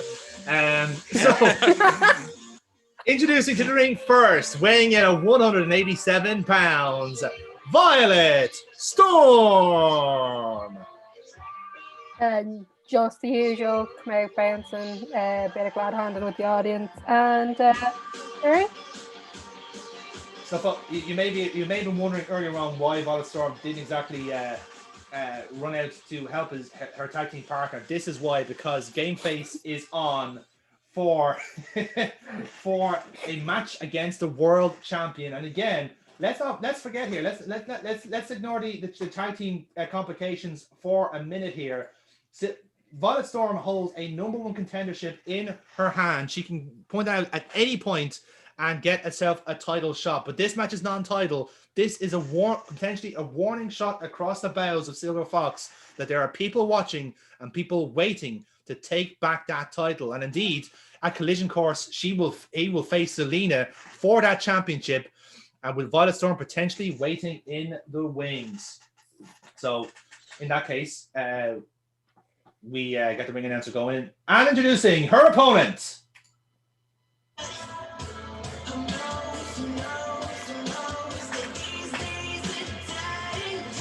Weighing in at 191 pounds from Clondalkin, County Dublin, he is the reigning future world champion, Silver Fox! A little bit tender as we've seen over here in the promo. I'm definitely not 100%. I don't think I will be. Not for the foreseeable. But I'm walking down, like I'm looking at the crowd as I'm walking down. Not really glad handing, but at least like acknowledging everything. But it's a bit more, a little distracted. Yeah. More so because of the counter with Mr. Miles. Yes. Like I said, and again, the commentary will kind of follow up on that point. Like we said, we saw the curious interaction between Silver Fox and Robert Midas, a man who was no stranger to hot talent over the years, but he seems to have his eye on a few people here in Future Wrestling recently, and Silver Fox is one of them, and rightfully so, of course. He is the future world champion nonetheless, but it does seem to have dwelled a bit on Silver Fox's mind as he's walking here to the ring. And And speak of the devil, right there at the ramp is Robert Midas watching this unfold. And he's actually come down here. I believe he's joining us on commentary. He is. He is down to 2 people who he scouted over the night. He's going to watch this match right here. By all means, the chair is open. Mr. Midas, you're more than welcome to join us here. Welcome to Future Wrestling, first of all. Your first week here in the company. Hopefully, this has been up to the standards you expect of yourself. I suppose it's first of me to ask, what has it been about Violet Storm and Silver Fox has intrigued you so much to introduce them to you here tonight? My motives are my own, and I don't need your permission to sit down a commentary. If I want to sit down a commentary, I'll sit down a commentary. But I'm very intrigued with how this contest goes, because I believe these 2 superstars are the brightest stars in the sky, and with my help, both of them could turn golden. So we'll see how this contest goes. Indeed, we will. It's a very hotly anticipated match, and with championship ramifications potentially in the future. But the bell has rung. Let's get this match underway. So, Fox, Kira, give us a roll. 8. 8 and 9. Okay, so Kira, you're going to take control here. Okay. I just want to go for a handshake first. Oh, okay. Sportsmanship. Sportsmanship. Very nice. It's quite nice to see sportsmanship in the ring here, Mr. Midas, isn't it? Kind of shows you the caliber of the talent we have here. Well, let's see exactly how this match goes, and I'll let you know what the caliber of the talent is. Quite right. So, Kira, I'll let you away with that one. So you're going to start this match in control. So where do you want to go? Then I want to go for a Colorado type. Colorado type, congrats. So that's a work roll, so +1 on that. Grant, yeah, so successful on that one. So you've got control of the tie up. Okay. Continue on. I want to push Silver Fox back against the ropes and double stomps the back. Okay, nice one. Lovely. Yeah, give us a worker on that then, and then a look for the drop kick. So yeah, wrestle them to the ground, and then the drop kick then. Yep, lovely stuff. So yeah, that's a good sequence of moves there from Violet Storm. So continue on, Kira. What am I doing now? So I am going to go for a figure 4. Ooh, figure 4. Go locking it in early. +1 on your workplace. Okay. And yeah, that's successful. So Silver Fox is in the figure 4 as we speak. As the commentary go, well, it's been a hot start for Violet Storm here. She's taking control of this match very early, Robert Midas. But crucially, Silver Fox not yet in this contest. Do you find that interesting at all, or have you? Is this something you would expect for what is currently an ailing future world champion? I would expect the future world champion to be still a little dazed after the absolute killing he got last week. But I expect him to be a little bit better than what he's being right now. Maybe I have made a bad choice. We'll see. Potentially.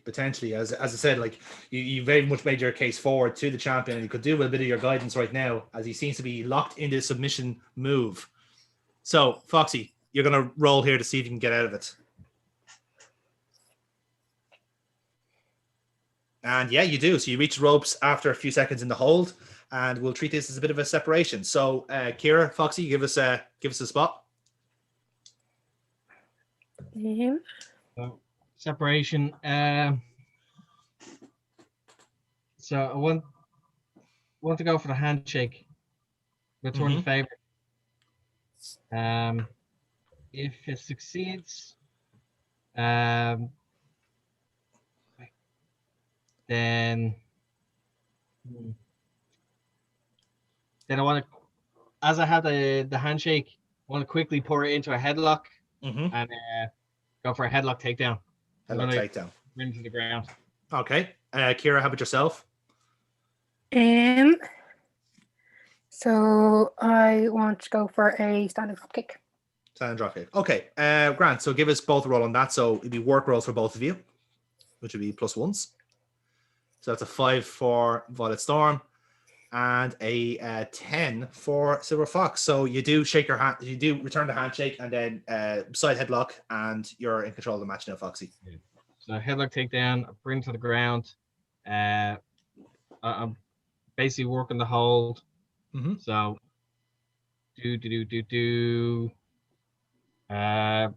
she can fight up. We can go into an international. But if we do, like she'll go to the semi-off. Like she'll walk up, we'll work to the rope. She got the semi-off. I'll grab her hair, pull her back in. Right. Okay. Yeah. So yeah, we'll work through the. I'll ask you to roll for the full international spot then. So that'd be a +1. Right. 7. 7. Yeah. So the international works out, and again, a little bit kind of like pull her back into it. So you're still in control of the match here. So still have the headlock. So I'm gonna while I still have her, I'm gonna work. So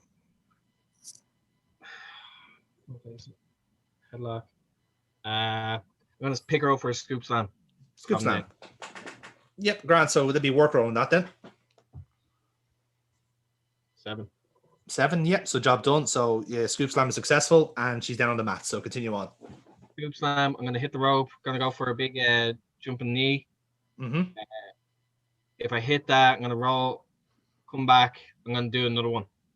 So two jumping knees. Okay. So I'm gonna treat them as look rolls then. So +1s on that regard. Yeah.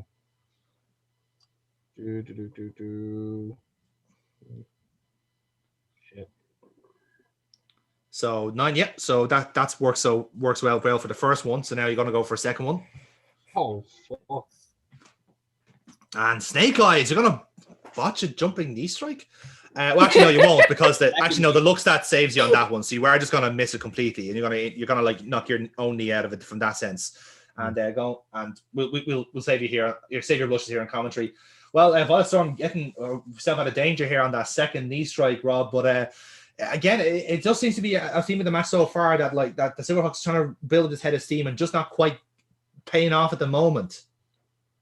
Well, maybe the attack last week has left him unable to compete properly. So maybe we might be seeing a future world champion here tonight. Potentially. It's going to be very interesting to see. But you see, this is exactly why I've offered my services to Mr. Fox. and he would be well to take that offer. Indeed, it may be. And as you well know, someone who else you've been very familiar with over the years, Selena, probably watching this at home, scouting Zero Fox, and she'd be probably enjoying what she's seeing right now, seeing him, I suppose, like just struggling to get into this match here against Violet Storm. Well, you see, if he takes me up on my offer, Selena would be a non-entity. Every single person in this company would be a non-entity. Nobody would be able to touch him. And he knows that. And that's why he's a bit confused. That's probably playing into why his performance tonight is not quite as good as he usually is. Yeah, I see your point there, Rob. It's a very intriguing perspective on that regard. So Violet Storm, you've dodged the second knee strike. This is your chance to reverse it, basically. So because it was a bad roll, you have a chance to reverse the knee strike here. Okay. So he hasn't gone for it yet. Yeah, he's kind of like midair, and you're gonna dodge it, and this is your way of reversing it. So whichever way you want to do it. I'm on my knees. Yeah.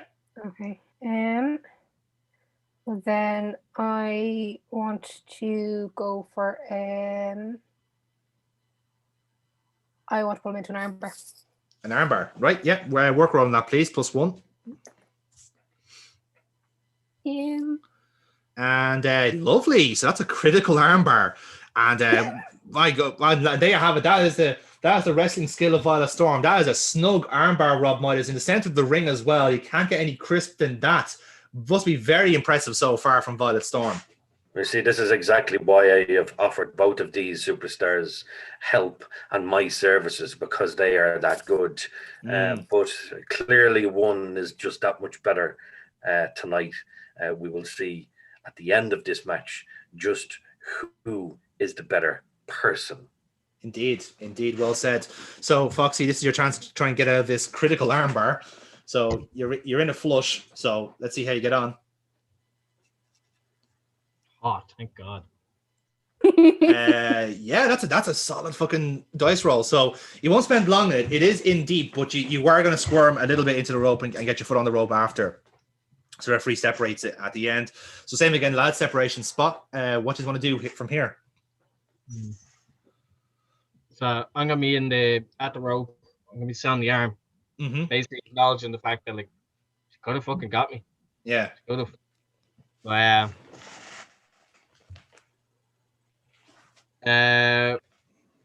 what I'm probably gonna do is I'm probably gonna start doing a run spot. So like I'm gonna charge for her. She'll like slide past me. I'm gonna bounce off the middle rope, go for a jumping back elbow. Nice. How about yourself, Kira?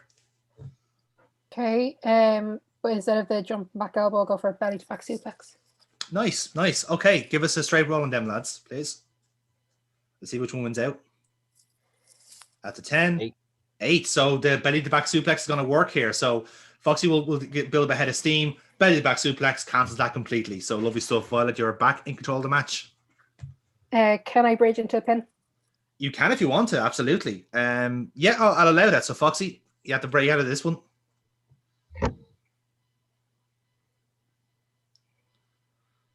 And 9, 1, 2, kick out, but just before 3. And again, it's been a very impressive contest so far if you're a Violet Storm right now, and it's really shown a raft of wrestling prowess that she has, and an increasing arsenal of submission maneuvers. She is looking more of a threat to that future world title as time goes on, Rob Midas. Well, the prowess that she is displaying is only matched by the fact that Fox just simply will not give up. I have seen throughout the years, throughout his career, that he is certainly a fighter. But will he be able to fight off the advances here? I'm not too sure. We'll see. Yes, indeed. Like he's had a rough couple of weeks here in Future Wrestling. A lot of like mild injuries that maybe perhaps starting to come to fruition here if you're Violet Storm. Because again, a lot of submission maneuvers in that arsenal, and one of them could very well pay off in this contest. Well, Violet has always been fairly technical, so we will see if those techniques work tonight. Indeed. So, Kira, you're still in control of this spot here. So you're in control of the match still. Okay. Well then, how much momentum do I have? You currently have 7. Okay. can I go for a shooting star press then, please, and use 3? 3. Okay, so this is a +3 on your shooting star press. And Yeah. again, we're going up top. This is high risk. Let's see if she pulls it off. Yes, the flashbacks. Critical shooting star press. Forget about that. Rob Midas, your remarks on that. That is one of the crispest shooting star presses I have ever seen in my years of commentating on wrestling. I personally have never seen any move executed as well as that. And this is exactly what I'm talking about. This is why Violet will be amazing on my team, because I know she's going to say yes. Indeed. Well said. So yeah, Violet cracking shooting star press there. Didn't even need the momentum, but nevertheless, what you going to do from there? 10. Okay, Foxy, has to be good. Let's see. Please. I fucking need this. Ah, you pew. 1, 2, kick out. Comfortable 2 kick out. Fuck your yeah, shit. as impressive as that shooting star was, kicking out in that fashion is just what Silver Fox needs here. He really needs to warm into this contest. As time goes on, Violet Storm's building in confidence and doing more damage, like that incredible shooting star we saw.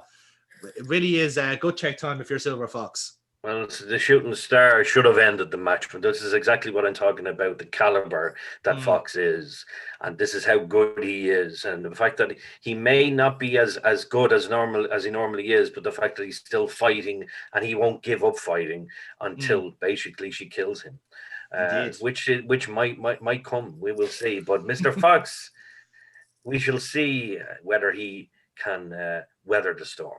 Indeed. I couldn't have said it better myself. So I'm going to treat this as a separation spot, lads. Give us a shout here. What you want to do next? I think.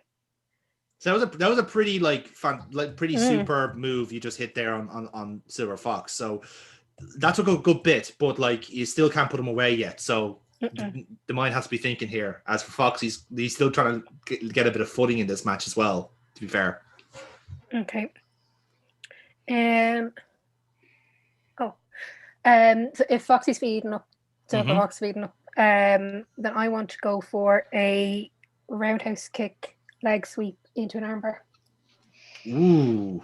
Okay, so yeah, so sweep the legs and into the armbar. Okay. How about yourself, Foxy?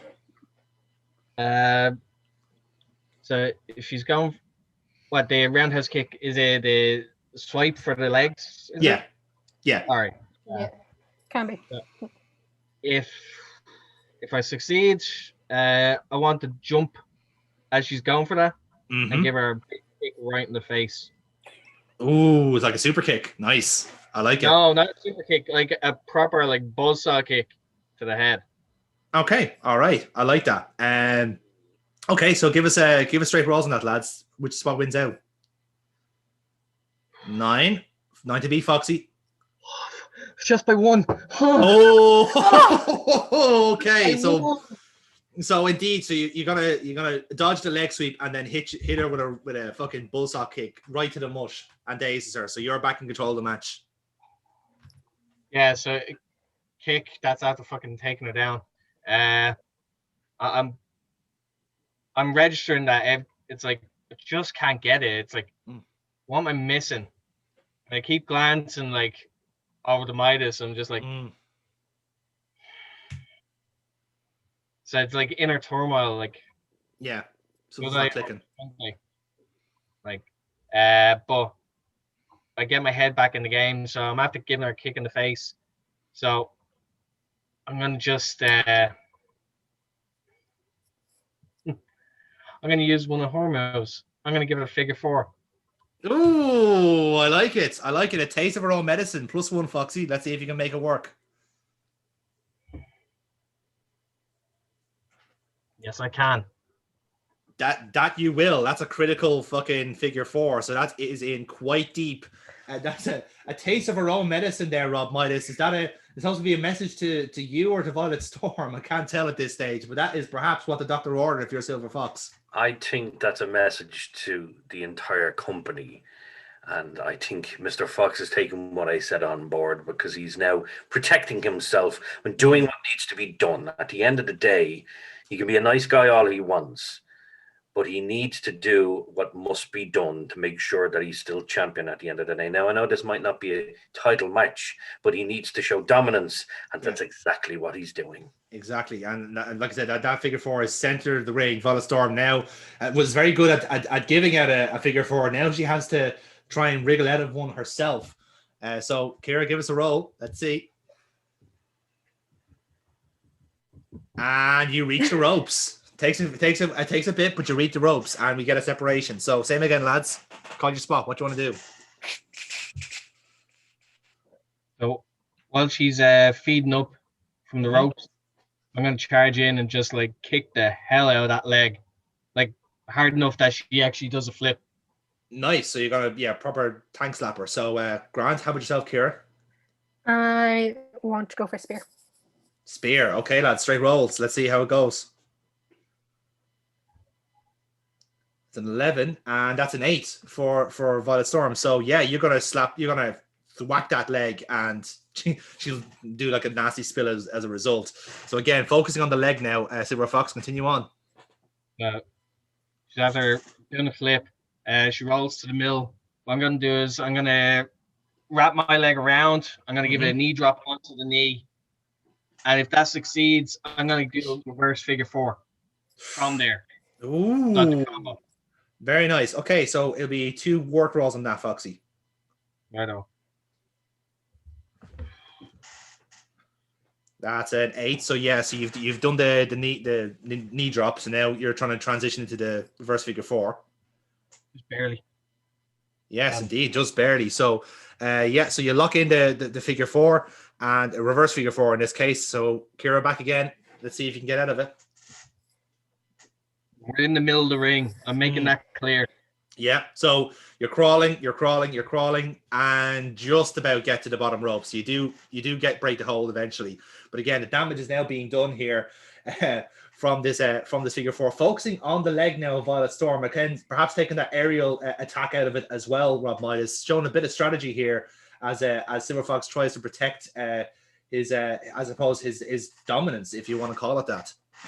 See, this is exactly the Silver Fox that I know. This is the Silver Fox I'm used to. Obviously, you're not used to this version of him. This is the one I'm used to, and this is the nasty, mean. It's a beauty to behold. Let's see if Violet can come back from this. Indeed. So, lads, separation again. Kira, how about yourself? What would you like to do here to get back in this game? Mine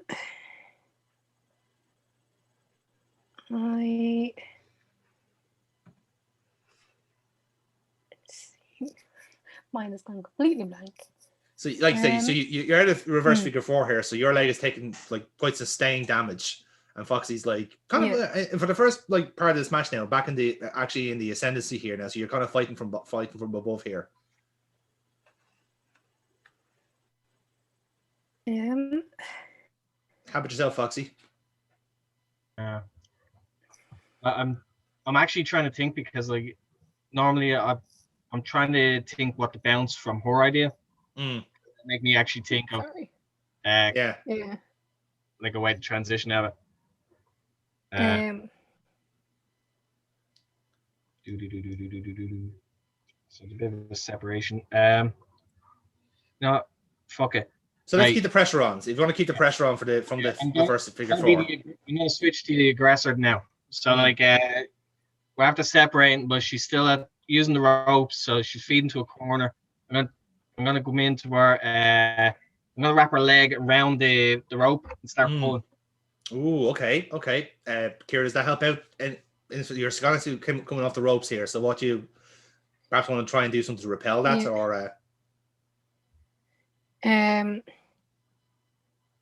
So if I'm feeding up from the rope and he's coming towards me, I would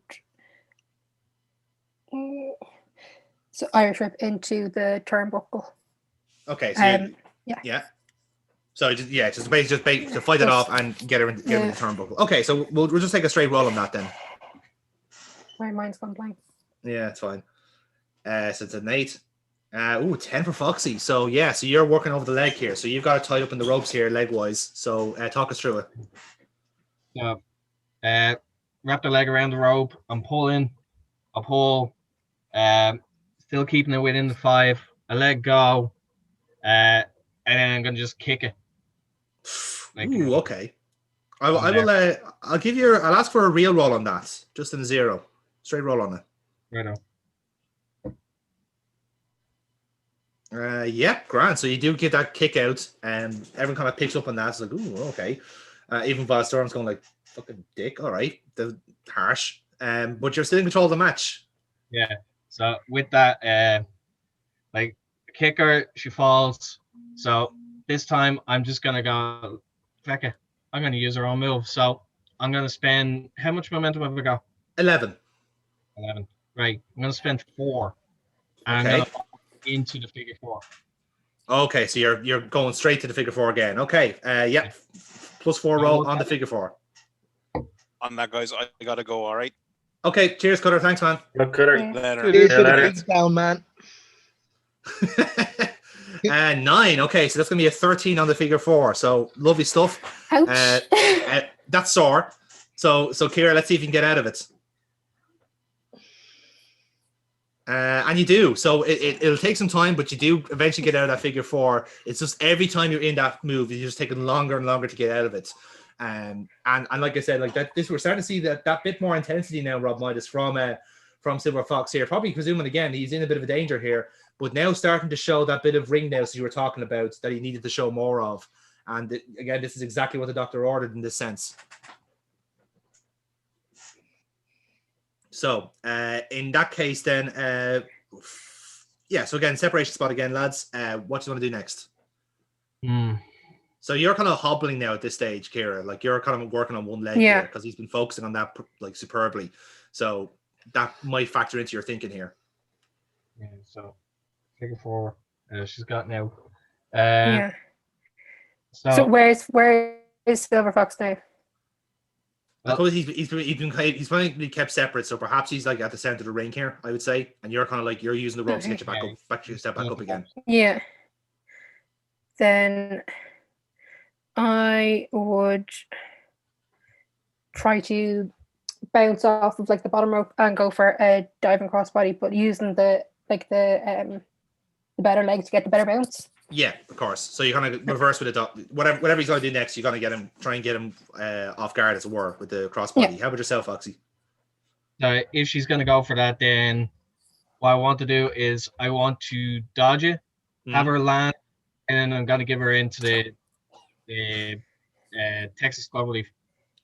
Cloverleaf, nice. I like it. Straight roll, lads. Let's see which one's out. That's a 12.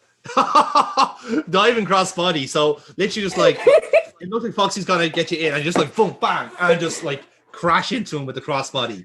Again, just exactly what Violet Storm needed in this moment of time. A bit something to reverse the momentum. So Kira, you're back in control of the match. You just hit Foxy with the diving crossbody. And then I want to go for a crossface. Ooh, crossface. Okay. +1 on your work, please. Me. It'll do. It's in anyway. That's the main thing. So Foxy, you don't have much to break this on this one. So you're in the crossface, and you reach the ropes eventually. Yeah. So a bit of damage done, and again, I suppose a recurring theme of this match, Rob Midas, is the submission moves here. Both individuals are trying to work each other down, almost in a sense, trying to prove who the better wrestler is. Would you go along with that? Oh, absolutely. You see, they're both technically sound, but you can now see the nastiness start to come out in Silver Fox because he's taking her own moves and using them against her. And you know what? I like it. I like it a lot. I had a feeling you would say that. So again, we have this separation, lads, from the submission. So what do you want to do?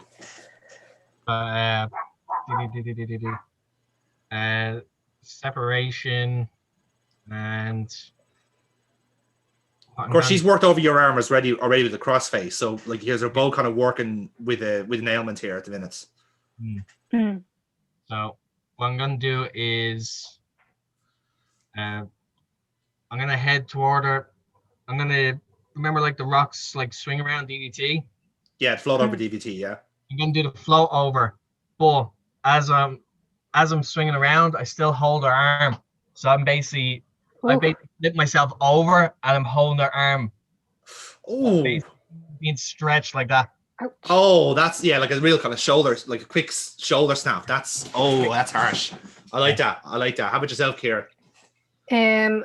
I want to. I'll probably just go for a straight lariat.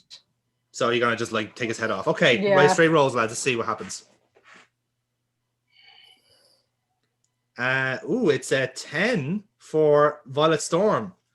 So you missed out by 1 there, Foxy. Bad luck. So yeah, so you whatever you go for, Violet race to replace with a proper fucking like head chopper there with the lariat. So Violet Storm's back in control here. Okay. Then I just want to go for a leg drop. Mm-hmm. And then go for another armbar.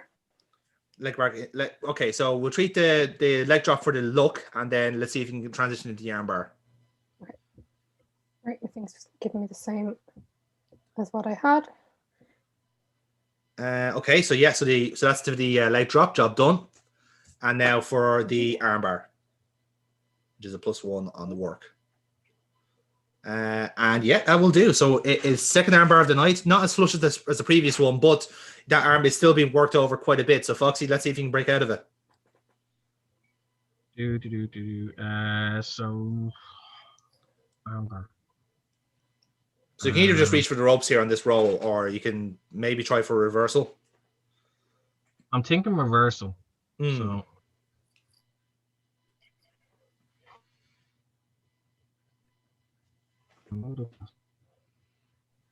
there you go.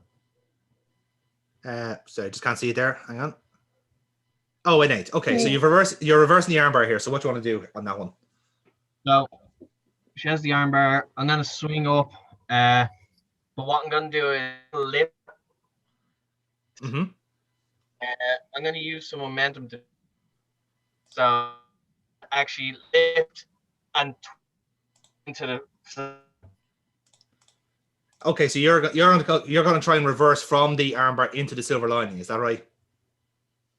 So basically, when I lift, I'm gonna lift her up. Yeah. Use my other arm to twist down for the silver line. Ooh. Okay. Right. And did you say you wanted to use momentum on that? Yes. Okay. You currently have 8 momentum on this. I'm gonna use 4. 4. Okay. Here is dead. So let's see if this works. Yeah, let's see if this works now. Making sure. Fucking 9. Okay, so that's a 13. So it's an impressive. So it's an impressive reversal. I'll say that much. And into the silver lining hits, and now you're obviously naturally, I presume, going for the pin on this one. I had to ask. Fuck that. Hey. So, Kira, roll. Let's see if you can get out of the finisher. 1, 2, kick out just before the tree. It was a close call, but you do break out of the silver lining. So, close call on that front. Yes. So lads. Separation. Right, that's it. I'm fucking calling for I'm going for the second silver line. All right then. Okay. I still have some control. Right then. So yeah, you still got 4 momentum. Did you want to spend that or just go for a straight roll on it? Yeah, I'll spend it. Okay, it's going all in. I'm going all in on this one. All right, let's see if second time's a charm. Please God, come on. Yes! Critical! Oh, a God. critical silver lining. So literally, you don't even wait until the kick out is over. You just hit her and fucking straight down. So Kira, this has to be a good roll to break out of this pin. Okay. For 16. 1, 2, 3. Ring the bell.